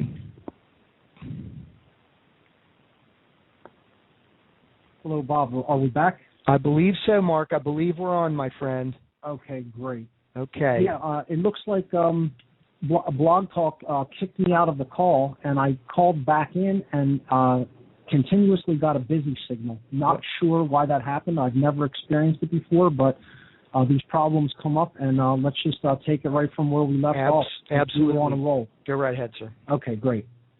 All right, so let's see. I was getting ready to talk about some other occult numerology, in Crowley's Thelemic system, and explaining that he was often called the Great Beast 666 to Megatherion, which means the Great Beast. This appellation given to him by his mother, because he went against his Christian upbringing. But I don't think Crowley was a dark magician or a dark occultist, as some people seem to think, because he embraced that term. He understood what the term really meant and why it was called beast consciousness, why it was called, being the beast, 666. This number and its associated number 777 need to be really understood in conjunction with each other if we are to understand one of the most important numbers in Thelema, which is 93. So the number 666, of course, this comes from biblical writings. The Book of Revelation talks about it being the number of man, not the number of a man. That's a mistranslation, actually. It comes from the number being talked about as the number of man, which means that all of mankind is actually trapped in this state of consciousness. Man in base consciousness, in which his thoughts, emotions, and actions are not unified and complete. So each digit could be seen as an aspect of consciousness. The first could be seen as thought. The second or middle digit, the middle six, could be seen as emotion, and the third could be seen as action. And the reason that they're all sixes is because 6 is considered a number of incompletion, of not being there yet, being, I guess you could say, half-baked. It's incomplete. It needs more work. It is not accomplished. The goal is to transcend that condition of base consciousness. That's what we're talking about here. That's what, Thelema and the philosophy of the Thelemic tradition is all about. It's about using care in conjunction with the will to acquire spiritual knowledge of truth, and move forward and ascend in consciousness so that we can free ourselves. So the number of the beast, 666, represents man in base consciousness or beast consciousness, okay? Not being fully realized as a true human being, a spiritual being having a human experience. To get to the complete or unified expression of humanity, we need to become the 777. And this is the number of man in a complete or unified state. Thought, emotion, and action, they're all unified, and they're all raised to their fullest expression. It's not man as God. It's man in a state of consciousness that resembles the divine or has the divine spark ignited within it. That's what 777 means, okay? So it's man in unity consciousness, not in dualism anymore, in internal opposition. The internal opposition has been rectified, and man is unified in his thoughts, emotions, and actions. That's the 777 state of consciousness. If we do gematria, the gematria reduction, meaning we're going to add the digits in 666, and then we're going to, if we get a two-digit number, we're going to add them again together until we get a single-digit number. So let's do this. 6 plus 6 plus 6 is 18. 1 plus 8 is 9. So the reduction in occult numerology, in gematria, of 666 is 9. That's what they would call the reduction. You're adding it, getting your value, and then adding the digits of that value until you get down to a single digit. That's why they call it a reduction. You're starting at 3 digits, then going to 2, then going to 1. So 9 and 666 are equivalents. So 9 would be considered base consciousness, or the equivalent of 666. If we do the reduction of 777, we get 21. 7 plus 7 plus 7 equals 21. 2 plus 1 equals 3. So that's the reduction of 777. They mean the same thing. They are equivalent in gematria. So to go from the 666 to the 777, or to go from base consciousness to higher consciousness, is the same as going from the 9 to the 3. So Crowley used the number 93 in the Thelemic tradition to represent this idea. 93 was doing the true will. 93 was coming out of beast consciousness and going to higher consciousness, to unity consciousness, to awakened divine consciousness. So the number 93 is kind of seen as the number for Thelema. Okay, and again, it's also the number of the word Thelema. When we add the digits of Thelema together, we get 93. When we add the digits of the word love in the Greek language together, we get the number 93. All of these things are equivalent to each other. So that's one of the first things to keep in mind. It represents the ascension out of ego, consciousness, and duality into love, will, and unity consciousness. It reduces the 3, so it's the equivalent to 777. The number 93 itself, 9 plus 3 is 12. 1 plus 2 is 3. It's equivalent to 777, 93. And this is because there's a property of 9 that equates it with base consciousness as a number itself, okay? And just let me run briefly through this. The additive property of 9, okay, when we add 9 to anything, 9 plus 1 is 10. 1 plus 0 is 1. So we go back to where we started. We added 9 to 1. We start with 1, we add 9, we get 10. Doing the reduction of 1 and 0 simply gives us 1. We're back to where we started. 2 plus 9 is 11. 1 plus 1 gives us 2 in the reduction. Okay? We're back to where we started at 2. 3 plus 9 is 12. 1 plus 2 is 3. We're back to where we started. You take any number and add 9 to it, nothing changes. It's like adding a 0 because it represents base consciousness. When you add base consciousness to anything, you can't accomplish any change. No change is possible when you're adding more ego and base consciousness to the situation. So that's why 9 is considered the number of the beast. And even in Satanism, they'll tell you the number of Satan is 9. It's considered 9 because it's the number of the ego. And for this reason, mostly, the multiplicative properties of the number 9 are even more telling. 9 times 2 is 18. 1 plus 8 is 9. 9 times 3 is 27. 2 plus 7 is 9. 9 times 4 is 36. 3 plus 6 is 9. 9 times 5 is 45. 4 plus 5 is 9. It doesn't matter what number you multiply by 9, you automatically come back to 9, which is why it's considered the number of the ego. Whenever you multiply ego by anything, you multiply it into anything, all you get is more ego. That's what that concept represents in occult numerology. So this is why the number 93 was so powerful. You're getting rid of the illusion. You're transcending the illusion of base consciousness and attachment to ego, and you're raising your vibratory energy up to the level of the man in unity consciousness. You know, this is the number 3, the Trinity, thought, emotion, and action, unified and non-dual, not in a state of internal contradiction. So this is why 93 was considered a very powerful occult number in Thelemic tradition and in their system of gematria. Another number that was often talked about, we're going to talk about this when we get to the Book of Oz, was the number 77, which represented only 2 out of the 3 sevens being present in the 777. This gives us only 14 out of the possible 21, which is 2/3 of the result.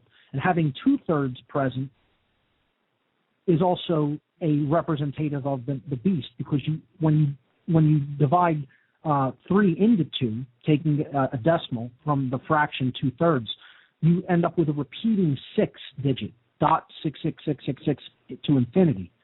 And this, again, represents it's incomplete. Something is missing. Something needs to be there. This is why it's considered the number of sorcery in many different occult traditions, because it represents the intellect combined with the will, often the lowercase will, but it's devoid of true care. It's devoid of true compassion. And it's one short of the total number of the tarot deck, 78, which represents the book of truth. The number of cards in the tarot deck is 78, and 77 is one short of that. So this concept of one short of the result is failure or incompletion. and I believe it's why Crowley put 77 on the Book of Oz, because he was saying that man has yet to understand this, and that's why the Aeon of Horus has yet to dawn. So that's another very significant figure, a significant number in Thelemic gematria. Two other numbers associated closely with Thelema, the number 23 and the number 418, 418. And I'll briefly go over these. I'll briefly go over 418. I'll save 23 for later, for actually a little later, because I'm going to get into the Book of Lies, which the number 23 plays prominently in. The number 418 was considered Crowley's magical working, his magical formula. He had the power word. He used the power word in his workings and rituals, abrahadabra, not to be confused with the word abracadabra. Crowley replaced the C with the H, which he considered the breath of life and the unifying spiritual aspect of all creation, the breath, the Hay character. Okay, so abrahadabra, he considered the word of the Aeon of Horus, the word that would be the dawning of the Aeon of Horus. It was the word of manifestation in the occult tradition that he practiced. It represented the great work being done, being accomplished, which is what we're working for, the manifestation of the true will. This is the very interesting part of the number 418 and the number abrahadabra.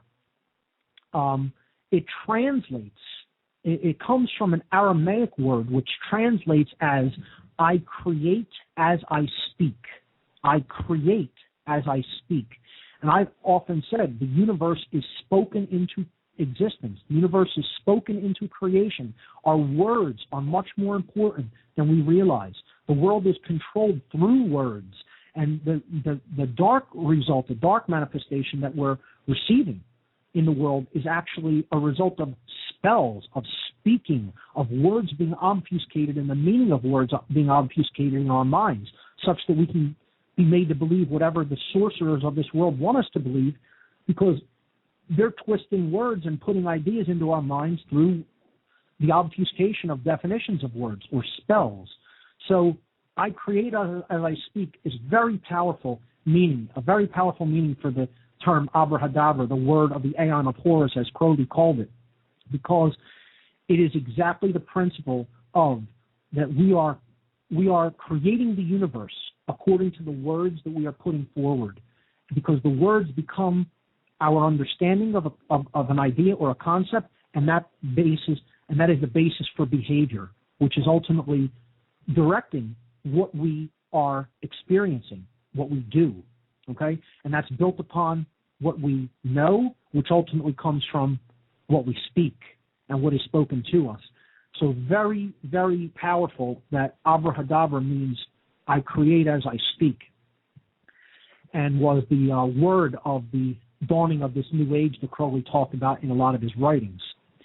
So what I want to do is break down one particular section of the Book of Lies, as Crowley called it, because I think this is one of the things that explains that Crowley used a lot of green language, alchemical language, word plays and puns. He liked to do that in his writings, and he talked in code a lot in much of his writings and poetry. This is why people who try to take Crowley literally are not going to understand anything. You're going to think it's the ramblings of a madman, and you're not going to really grasp what he was saying.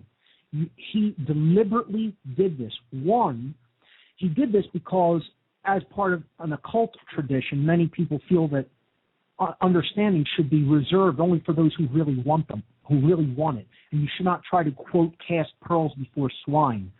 I look at that as kind of an elitist philosophy and a luxury that we don't really have right now at the current time we're living in, because of how dangerous and precarious the current human situation is. I think we need to put things out there in a more egalitarian fashion and in a way that simply puts the truth out there for those with the eyes and ears to see it in as free and open of a manner as possible. That is my approach, and I encourage that approach to those who would be a de-occultist, as I consider myself. But Crowley in the Book of Lies very much wrote in code and wordplay and word puns, and I want to break down the chapter 23 in the Book of Lies. Crowley had prefixes for his chapters, which he gave Greek letters, and it was the heading of the chapter. This chapter he called Kappa Gamma, and in front of it he spelled out the name head in Greek. Okay, the word head in Greek is kephale. It's where we get the word cephalic from, which means related to the head in medical jargon. Okay, so kephale in Greek is spelled kappa, epsilon, phi, which is how it's pronounced. Many people say phi, alpha, lambda, eta. And that's basically the beginning of each chapter, but then he had a couple of characters after that as the designation for this chapter, which is Kappa Gamma. So let's just briefly look at that in and of itself, okay? Kephale in Greek, the word in English means head. And then the word Kappa Gamma does not mean anything in Greek. So if we transliterate it into the English, Kappa is the Greek word for the English, the Greek letter for the English letter K, and Gamma transliterates into English as G. And this is, again, we're referring to chapter 23 of Crowley's Book of Lies here. KG, right? The letter K and the letter G. Now, if you were going to try to speak that, some people will go kug, okay? But if you simply say the word K, the letter K, and then just add the hard G sound, K-J, cage, cage, okay? So what he was actually saying is head cage. That's the title of the chapter. The title of the chapter is Head Cage. Think about it for a moment. A prison of the mind. Okay, a prison for the mind. The head cage. This is how a lot of Crowley's writings need to be written. They need to be contemplated. You often need to know gematria, equivalence, and numerology. You often need to know the meanings of certain words in other languages. You need to be able to take the letters in and out of different languages to transliterate them from one language to another. He was definitely a person who was skilled in ciphers, in encryption.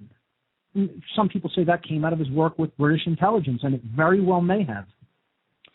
So this chapter starts with one word in all capital letters. It's chapter 23, which is the whole concept of the number 23 being very important and part of spiritual awakening.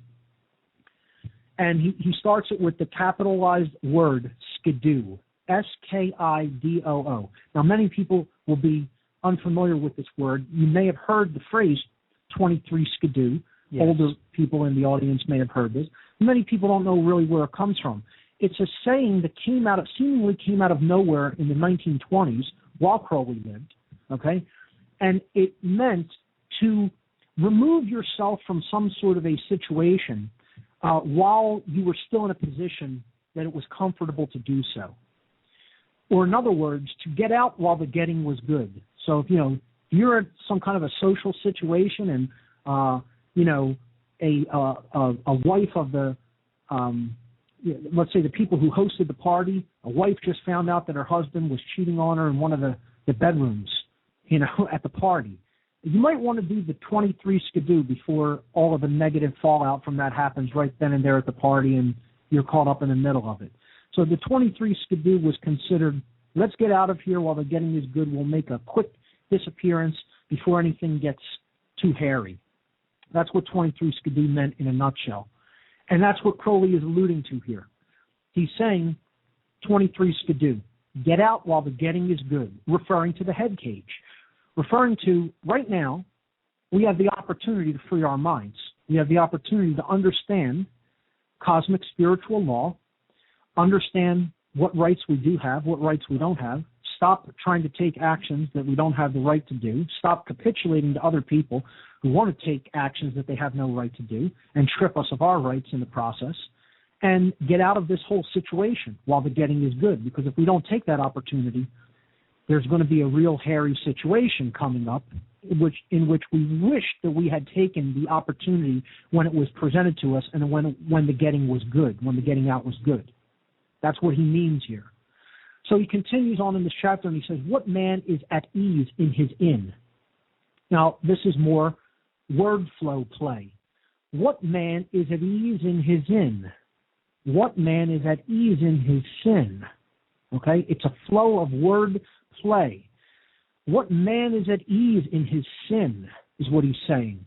You shouldn't be at ease in your sin. You should want to get out of it. You should want to get out of the state that you are sinning, that you are actively doing or condoning wrong doings to other people, okay?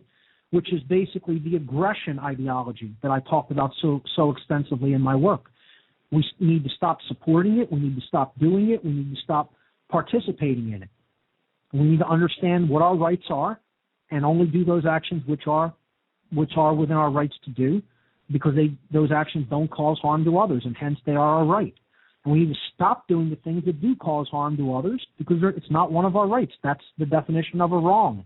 An action that causes harm to others is a wrong, and we need to stop doing that. And that's what would be in traditional religious language called sin, and we shouldn't be at ease in that state. It should make us feel uncomfortable, and we should have a desire to get out of it.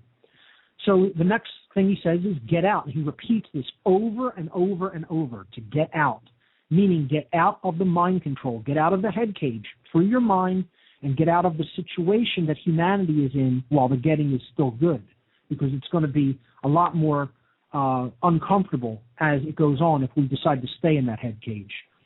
So he says, wide is the world and cold, the cold, wide world, more pun.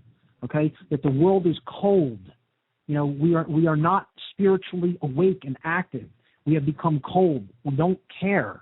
You know, our emotions are not, turned on to their full extent. Our minds are not turned on to their full extent. We're not doing the actions that we really need to be doing to heal ourselves and others. So, you know, we're in a cold, wide world, in other words. And he says, get out again. Get out. Thou hast become an initiate, but he hyphenates it, an initiate, meaning you're in, and you like it being in there, okay? You like it in that prison, in that cell within the mind. You're an initiate, okay? You need to get out. And he says again after that, get out. But thou canst not get out by the way thou camest in. In other words, the way out is not through the ego and through the dualistic thinking that got you into this mess. It's about unity consciousness is the way out. He says the way out is the way, meaning the middle way of the Kabbalah and other traditions like Freemasonry. Okay? The middle way is not playing the left-hand path, the path of the controller, and not playing the right-hand path, just simply laying down the control and not standing up for yourself enough for your rights.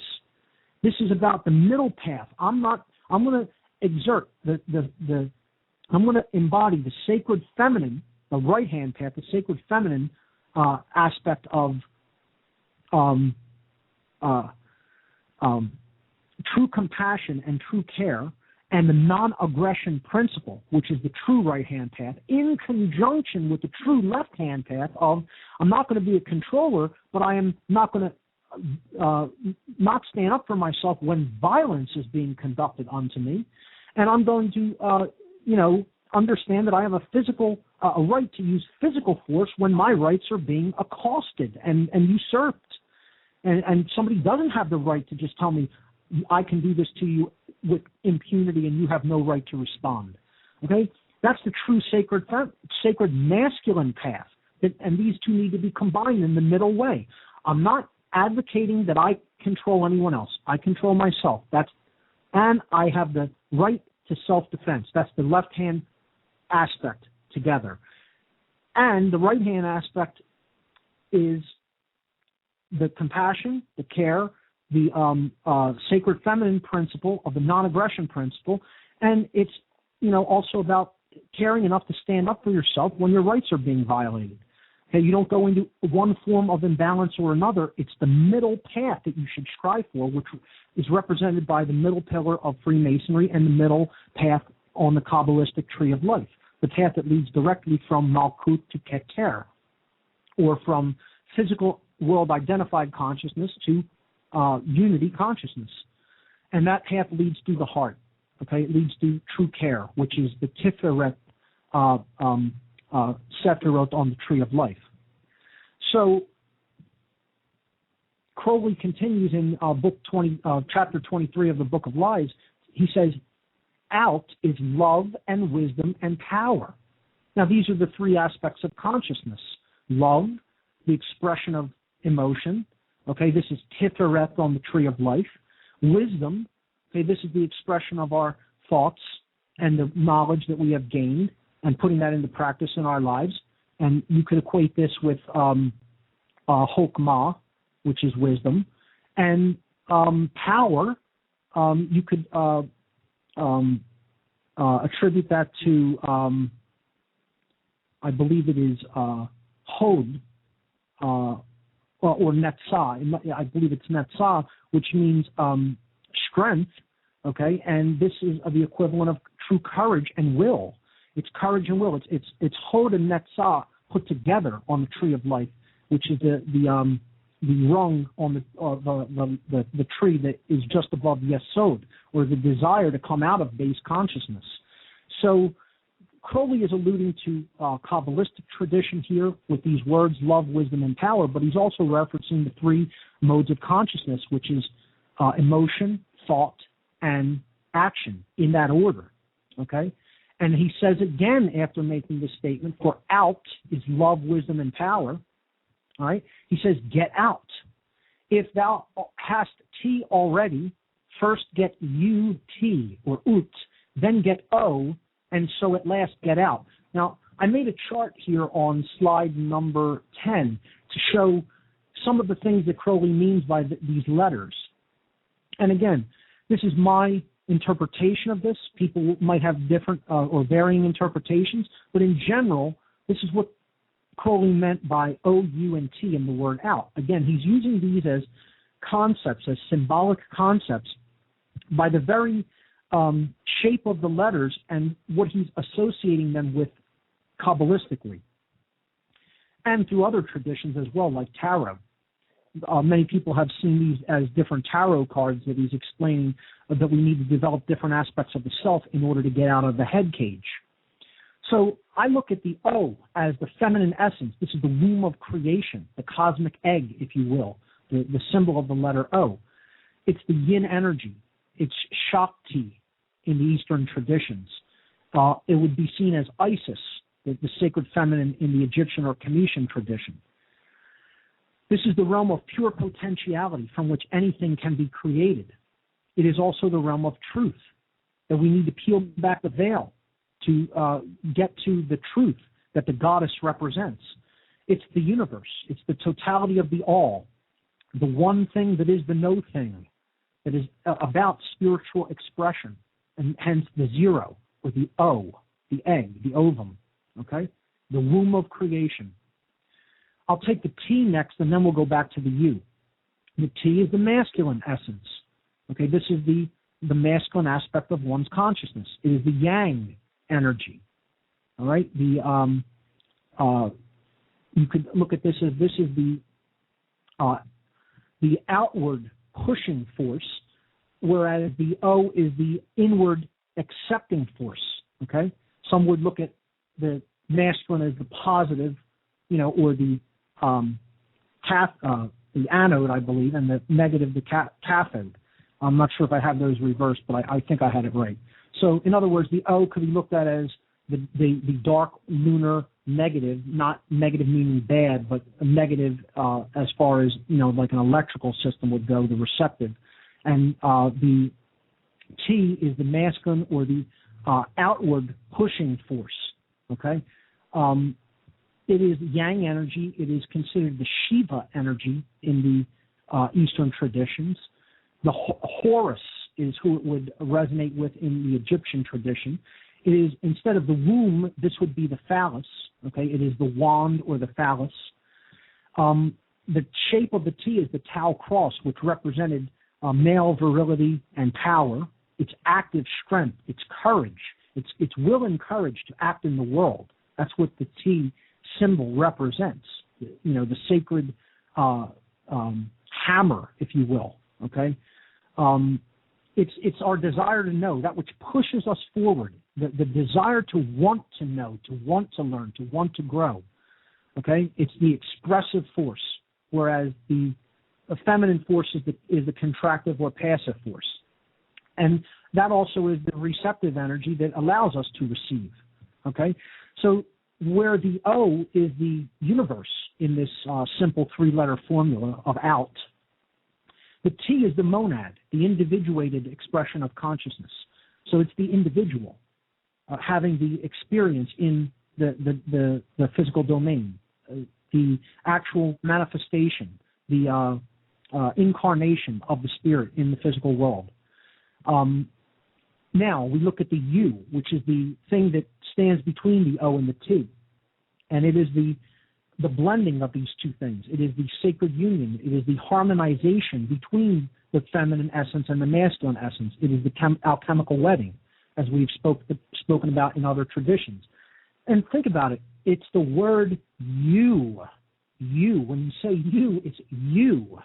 Meaning this is you. This is what you are about, what your purpose and goal actually is. It's union with the higher self. You is the shape of a magnet, the force that draws things together, the magnetic force, okay? It's the sacred union, unison, unity consciousness, all about you. It is the true will realized and put into practice, put into manifestation. It is true self-respect, true self-discipline, and self-mastery, ultimately. It is bringing all aspects of your consciousness together as one in a holistic fashion, such that you make yourself into a being that as you think, so you feel, so you act. There is no contradiction. You're out of mind control. You cannot be manipulated by a sorcerer, and you're doing the true will. And that is expressed by the letter U, which is the synthesis between the O and the T. So that's what this whole chapter is about, and this is how we need to read Crowley's writings. They're highly symbolic, highly interpretive, and highly built upon word plays and puns that are very much linked and very much you need to have associative thinking applied to them with other occult traditions. All right, it's an interconnected web of occulted information designed specifically to awaken the consciousness to a higher level by doing the work to decode it. You're actually putting a meditative and a contemplative effort and a concentrative effort. All three modes of consciousness, of thought, are being used. You're using contemplation, meditation, and concentration to decode what he's putting forward. So that's why even dealing with and moving through the process of understanding these writings can open up a whole new world to people within themselves that they had never even contemplated or even known was there. Which is why I think that his writings are highly valuable, and I do encourage people to check them out, regardless of what you think of him as the man and the way he lived his life. Again, I can see in many cases the distinction between when Crowley wrote in a channeled capacity, when he was definitely in harmony and in the zone with the spirit, and when his lowercase W will was speaking. You could actually almost see this turn on and off in some of his writings. And you need to be aware of that and understand that, some of this is high-minded spiritual wisdom coming through Crowley as a channel, and some is Crowley the man speaking his own mind and interjecting his own lowercase w will into the mix, And that definitely needs to be understood that that's going on in Crowley's writings. So there's one other work that I want to break down, and that is Liber Oz. And again, we could spend years going through Crowley's writings and analyzing it. We have very little time, obviously, in a short one-episode show. But again, this isn't intended to be the be-all and end-all. This is intended, as I said at the beginning of the show, whet the appetite and provide introductory material for the study of some of Crowley's other writings, and just to give the basic principles of what he was putting forward and working with. So Liber Oz is arguably Crowley's most controversial writing, and for many reasons. And I consider it to be one of the only things the people of the world truly need to know. And I've said that for the first time here today on this show. And some people will be horrified by that statement because they'll read Liber Oz, interpret it in a completely convoluted way, and think that Crowley is saying something that he's not saying and that I'm agreeing with it. So controversial means, it comes from Latin, contra means against or up against, okay? And versare, the second part of the word controversial, means to change. So it's up against changing, or you're face to face with having to change your views, your deeply held beliefs and opinions, etc. That's what controversial means. When something is controversial, that's what it really means that it's doing. It's challenging our worldview and our deeply held beliefs, the beliefs that we're very attached to. So, Crowley starts Liber Oz, which is book 77. Now, here's another thing. People will say, well, there's the number of the sorcerer. Yes, and as I was saying before, the call dropped out, is that Crowley, I believe, deliberately used the number 77 because he was explaining that sorcerers basically are in control and that they are attempting to thwart the rights of man, the natural rights of man. And I don't see Liber Oz as simply book 77, which is what the Latin numerals LXXVII are, 77. I personally see it as book 777. Now, I believe Crowley may have had a book 777 as well. But see, I think that what's missing from book 77, which Crowley deliberately made it 77 to point out something's missing, is care. And it's not that he wrote the document in a state of not caring. That's not what I mean. What I think he was trying to express to humanity is that humanity doesn't care about this, the deep spiritual wisdom that is contained in this one page. Because Liber Oz is a one-page book. He calls it a book, but it's one page of writing. It's basically a series of statements. He was saying that if we want to make this book 777, we have to bring the third seven, which is held within our heart, and we have to put that forward in a capacity of true care to understand our rights and to stand up for them when they come under perilous attack by tyrants, which they already were during Crowley's time, and that agenda has advanced 100-fold since he lived right into our lifetimes. And if we don't get out of the head cage, get out, do the 23 skidoo, if you will, we're going to be in for even harder times as this agenda progresses forward that we are ensconced in right now as a species, as humanity. So let's read Liber Oz, and then I'll comment on it. He opens up with some quotes. They're all from the Book of the Law, Liber Al Vel Legis. The first is the law of the strong. This is our law and the joy of the world, referring to the true will. He says, do what thou wilt shall be the whole of the law. Always opened most of his books with that after penning the Book of the Law. And he says, thou hast no right but to do thy will. Do that, and no other shall say nay. Again, I talked about that quote a little bit before, earlier tonight. In other words, do the true will, and the universe will open doors for you. It will not create obstacles for you. And finally, every man and woman is a star. We also talked about that tonight. Now, here's where the Book of Oz actually starts.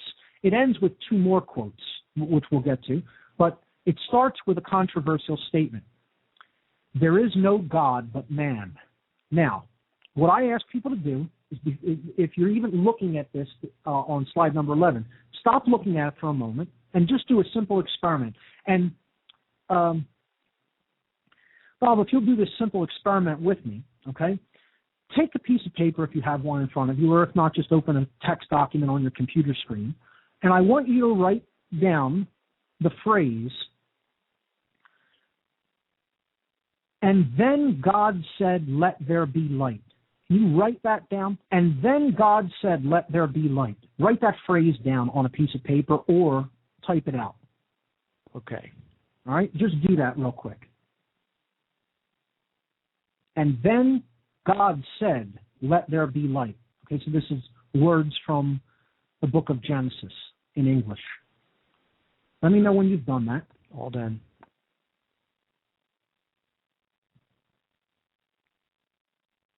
You see, this is where people don't pay attention to detail in writing often. And that's where they get into obfuscated definitions and thinking that someone said something that they didn't because they weren't paying attention closely enough. All right? So, if you have that phrase written down, what I want you to do is take a look at the word God as you have written it down and tell me if it equates with the word that is on the page there on slide number 11, Liber Oz. Equating as how? Meaning, is it exactly the same as it is written? Because I'll bet you it's not. I'll bet you any amount of money you wrote the word God with a capital G. Did you not? Unfortunately, I did not because I've been staring at that slide for a while. Almost 100% of the people, when they're thinking of the God of creation, all right? Uppercase. They're going to write down a capital G for the word God. Okay? Almost everybody will do that. This distinguishes it from a lowercase g God, which means something entirely different. A lowercase g God means a creator of an experience, one who set a particular result into flow, into manifestation. Okay? You set it into motion and then got a result as a result of putting a particular behavior or set of circumstances into flow. And this is what is meant in the case when there is a lower G for the word God. It means a creator of an experience, not the creator of the universe. If Crowley meant the creator of the universe, he would have written it with a capital G, right, to represent the God of creation. So what he's saying here, to open up the Book of Oz, is he's expressing the law of attraction, that there is total freedom in the universe. There is free will. And man is ultimately creating the experience that he gets here on earth because he is the co-creator with universal spiritual law. He is a small g God. He is not G, capital G God. That's not what he's saying. That's not what I'm saying and would never make that statement. Okay? Man, however, is this lowercase g creator of his own experience here on earth through the behaviors that he chooses of his own free will, which is given to him by the capital G, God of creation. And so he's saying, there is no creator of your experience here on earth except you. You're the one who's making the experience. And when he says man, he doesn't mean the individual person. He means as a totality, humanity. Man, capital M, not a man, lowercase m. Man, mankind, in other words, the human species. No one else is creating the experience that we are living through here on earth except the human species. This isn't something that's being done to us from outside of ourselves. We are generating the experience through how we think, how we feel, and how we act. That's it. Our consciousness is creating the experience. So many people have a hard time with that because they've externalized their power. They think this is something that is being done to us, that there is, somehow people don't have control over their actions and are bound to behave a certain way, like an actual computer program. And it's not the truth. We are gifted by the creator of the universe with free will to choose our decisions, no matter how much manipulatory efforts are going on in the world. Ultimately, it is up to us to choose the actions that we will take. And no one is ultimately in control of that. Someone can kill you, but they cannot make you do something. You have to choose to do it of your own free will. I don't care if there's a gun to your head. I don't care if someone will starve as a result. It is your choice. It is always your choice in every moment. And that's a very hard thing for almost every person on the earth alive at this time to hear. So few will hear that and say, yes, that's exactly as it is. Most people want to rebel against that and want to deny that that is exactly how it is. But that's what Crowley is stating in no uncertain terms at the top of this document. And then he goes on to list the universal rights of mankind. Man has the right to live by his own law. Capital L, law, meaning live according to natural law. It doesn't mean do whatever you want and just invent whatever law you want to invent. It means ultimately you have a right to live in harmony with natural law. Has a right, capital R, meaning what is a right, what is not a right. Understand the difference between those things and then choose the right over the wrong. Now you have a right to live in harmony with that law, that higher case cosmic L, the higher case L cosmic law that is always in effect and we are always bound by. To live in the way that he wills to do, to work as he will, to play as he will, capital W. To rest as he will, to die when and how he will. All right, so we have the right to live by our own law, work in the way we will, live in the way we will, work, play, rest, and die as we will. Because we own ourselves. We are the stewards of our physical bodies while our consciousness is in incarnation in them. This is our property. We have a right to do it as we want so long as we are not hurting anybody else. And the qualifying statement for that is the first part of it. Man has the right to live by his own law, capital LW, okay, which is all about living in harmony with natural law.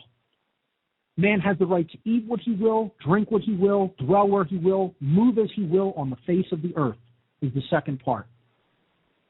So, you know, people don't have a right to tell you that you can't go here. I'm going to restrict your travel. I'm going to tell you where you can and can't live. I'm going to tell you what you can and can't put into your body. That's not someone else's rights. If you own your body, you can do with it as you will. Again, provided you're not harming someone else and their rights. So to make a claim on someone else's body and tell them you'll eat what we say and not eat what we say, you'll put this substance into your body, you won't put this substance into your body, you'll get permission from us before you can travel. This is all utter nonsense. This is all a total control freak's ideology on rights that don't exist. Those rights don't exist. We have a right to live in the way that we will to live as long as we are living under natural law and not trying to hurt anybody else in the process. And no one should tell us anybody trying to tell us what we can do with our body in that capacity is making a claim of ownership on the body, and that's called slavery. So the third paragraph, man has the right to think what he will, to speak what he will, to write what he will, to draw, paint, carve, etch, mold, build as he will, to dress as he will. These are all freedoms of expression, the freedom of what we will think, speak, write, create as far as aesthetic creations that we bring into existence, and how we'll dress ourselves and present ourselves. This is all man's rights. This is what we have a right to do. And that no one has a right to stop us from doing these things. No one has a right to say, you don't have a right to speak here. We're going to shut down free speech. We're going to tell you you're unlawfully assembled when it's your inherent right to assemble and speak. As was done right here in my state back a couple of years ago during the G20. They shut down the city of Pittsburgh and turned it into a total police state right in the state of Pennsylvania and told people, you're not free to speak. You're our slaves, and we're telling you that we'll tell you when and where you have a right to speak. That's what happened right in this state, and people don't even know about it. Using sonic weaponry against protesters, sonic weaponry, giant shields, giant radar dishes on top of tanks or armored vehicles to thwart their own people who pay the bills of the men who were doing that. That's right. Sick. Now, before we continue on, I want you to notice up at the top the symbol of Liber Oz, another symbol of Thelema, the septagram, the seven-pointed star, has 666 at the bottom, which is the state we need to transcend. And then there's the cosmic egg cracking open, and the symbol of the sun, or Horus, is coming out of the egg. That's higher consciousness. That's enlightenment. That's the man in unity consciousness. It is the representation of the concept of the aeon of Horus. So when people say, oh, it says 666 in there, no, you don't understand what he's saying. He's saying we're coming out of the 666 and raising ourselves to an understanding of what the true laws of the cosmos are, so that we can understand truly what our rights are and how they're being thwarted, and start coming out of that condition. And that's the dawning of the sun. And that symbol, the dot with the circle around it, is the symbol of the sun and the symbol of Horus, which is why he called the new Aeon the Aeon of Horus, the rising sun. It's about the savior of the world, which is true enlightenment and the true will coming back into humanity so humanity can save itself. Not about waiting for some externalized deity to come and rescue us from our own idiocy. That's not what this is about. This is about getting in touch with that higher will of creation and raising ourselves out of this sick condition that we're trapped in right now. Get out. Get out. The fourth paragraph, man has the right to love as he will. And then a quote from Liber al Vel-Legis, take your fill and will of love as you will, when, where, and with whom you will. Capital W, will. Doesn't mean go out and, rape somebody or sexually associate with them when they don't want that. It means do the will and express love. That's what this is all ultimately about. Express higher consciousness. Put that out there for people into the world. Take your fill of will and love. Capital L, love. All right? And then the big controversial part. In addition to the first part, there is no God but man, meaning there is no lowercase g God, creator of our experience, except us acting through our own free will and our own behavior.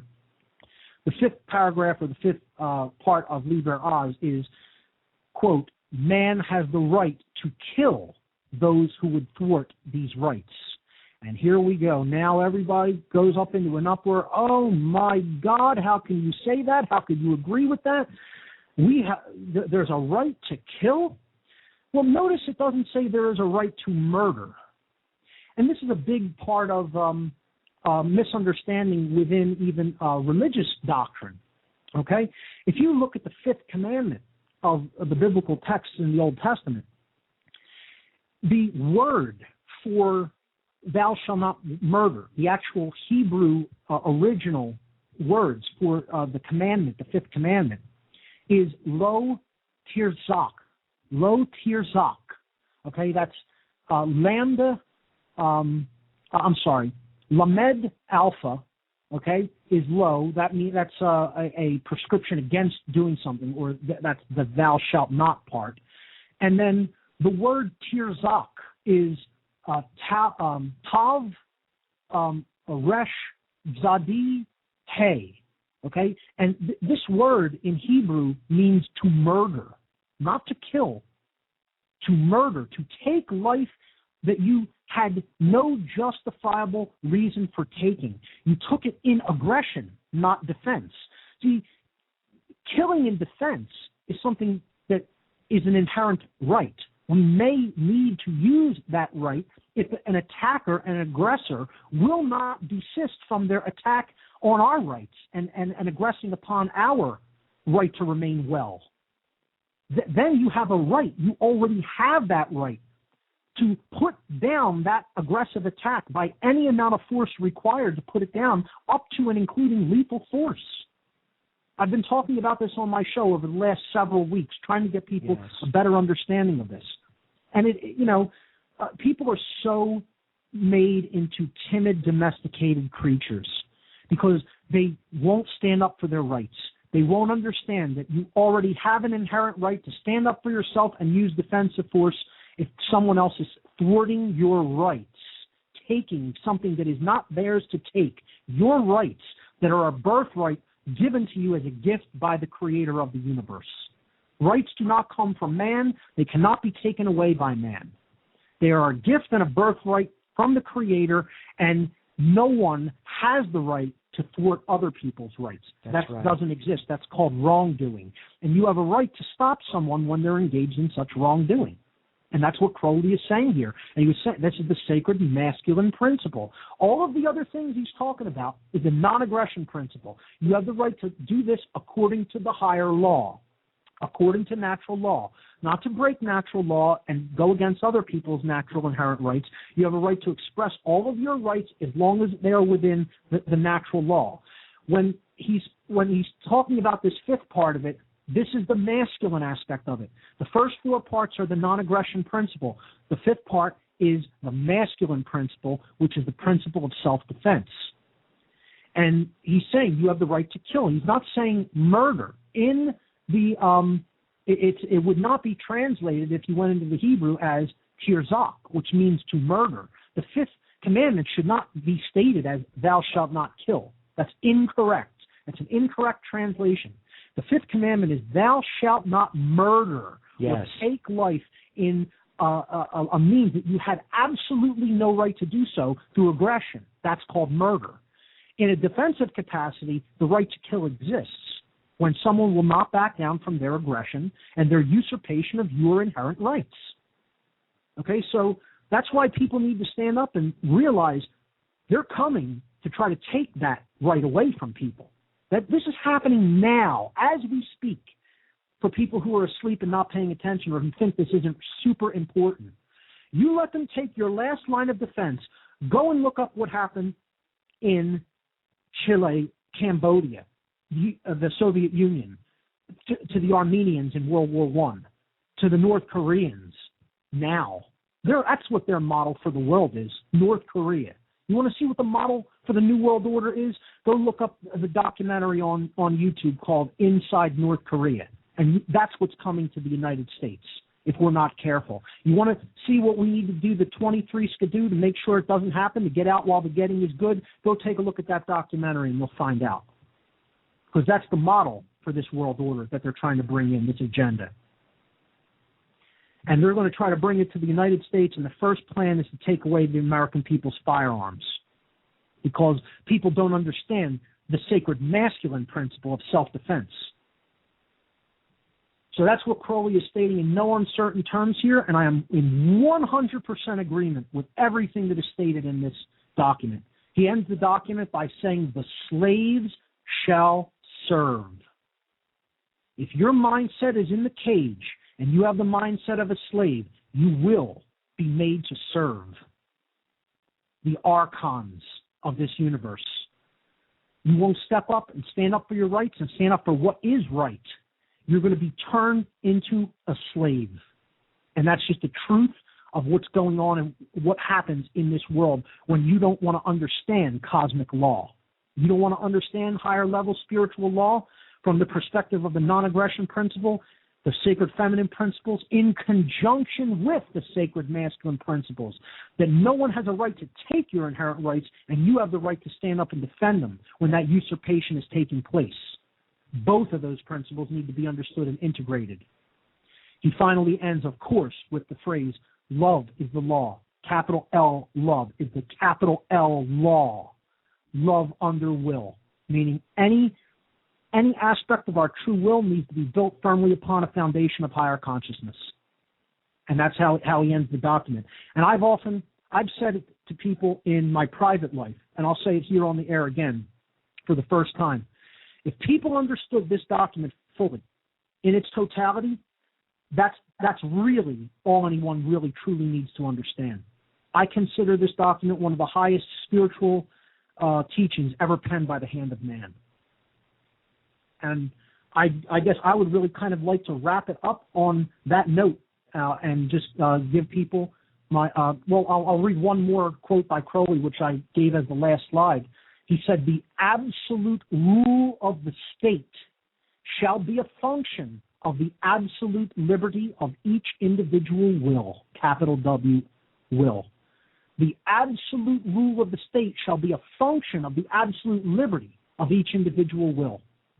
And what he means by that is freedom is directly proportional to doing the true will of creation. Slavery is directly in-proportional, non-proportional. It's inversely proportional to doing the true will of creation. There will be less slavery as we do the true will. There will be more freedom as we do the true will. As we don't do the true will, there will be less freedom and more slavery. That's how the totality of the laws, the spiritual laws inherent to this universe operate.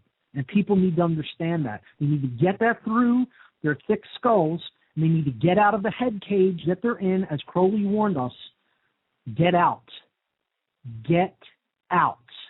If he was here right now, I'm telling you, he would have 2 words. You would turn the microphone over to him, and he would say 2 words to the whole listening audience and everyone throughout the world. He would say, get out. Do what thou wilt shall be the whole of the law. Love is the law. Love under will. Bob, I want to thank you for having me come on and be able to present this material here today on Occult Empire. Oh, it's mammoth. Yes, this document that you've just been reading from Crowley's own Liber Oz, a very short treatise to be sure, but like you said, packed full of truth.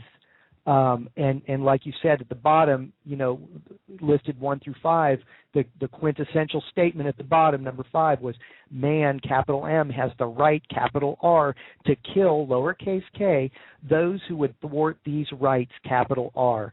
Right. One has the right, inherent right, just by the reality that we were born into this universe. You have the right, ladies and gentlemen, to defend yourself from those who would take all of those rights that Mark enumerated off of Crowley's document. To work, to play, to rest, to live, to die, to drink, to dwell where I want, to move on the face of the earth where I want, not to be stopped by checkpoints or paperwork or thwarted to get on a vehicle to go where I do want to go. Man has the right to think what he wants, to speak right and be an artist of the things he wants to. And if any of these is thwarted by any being, you have the right to defend those other things that you want to do. If Crowley says here, if it could reach the ultimate penalty for those who would be so foolish as to impinge or to thwart your natural creator-given rights. It's so simple. And Mark, like you said, you spent the last year sharing this information. But and here we are. It's so powerful, Mark. Thank you. And sorry about the drop-off there. No problem. I understand technical problems happen. I just want to say to the listening audience that I've said many, many times, and I will reiterate it one more time.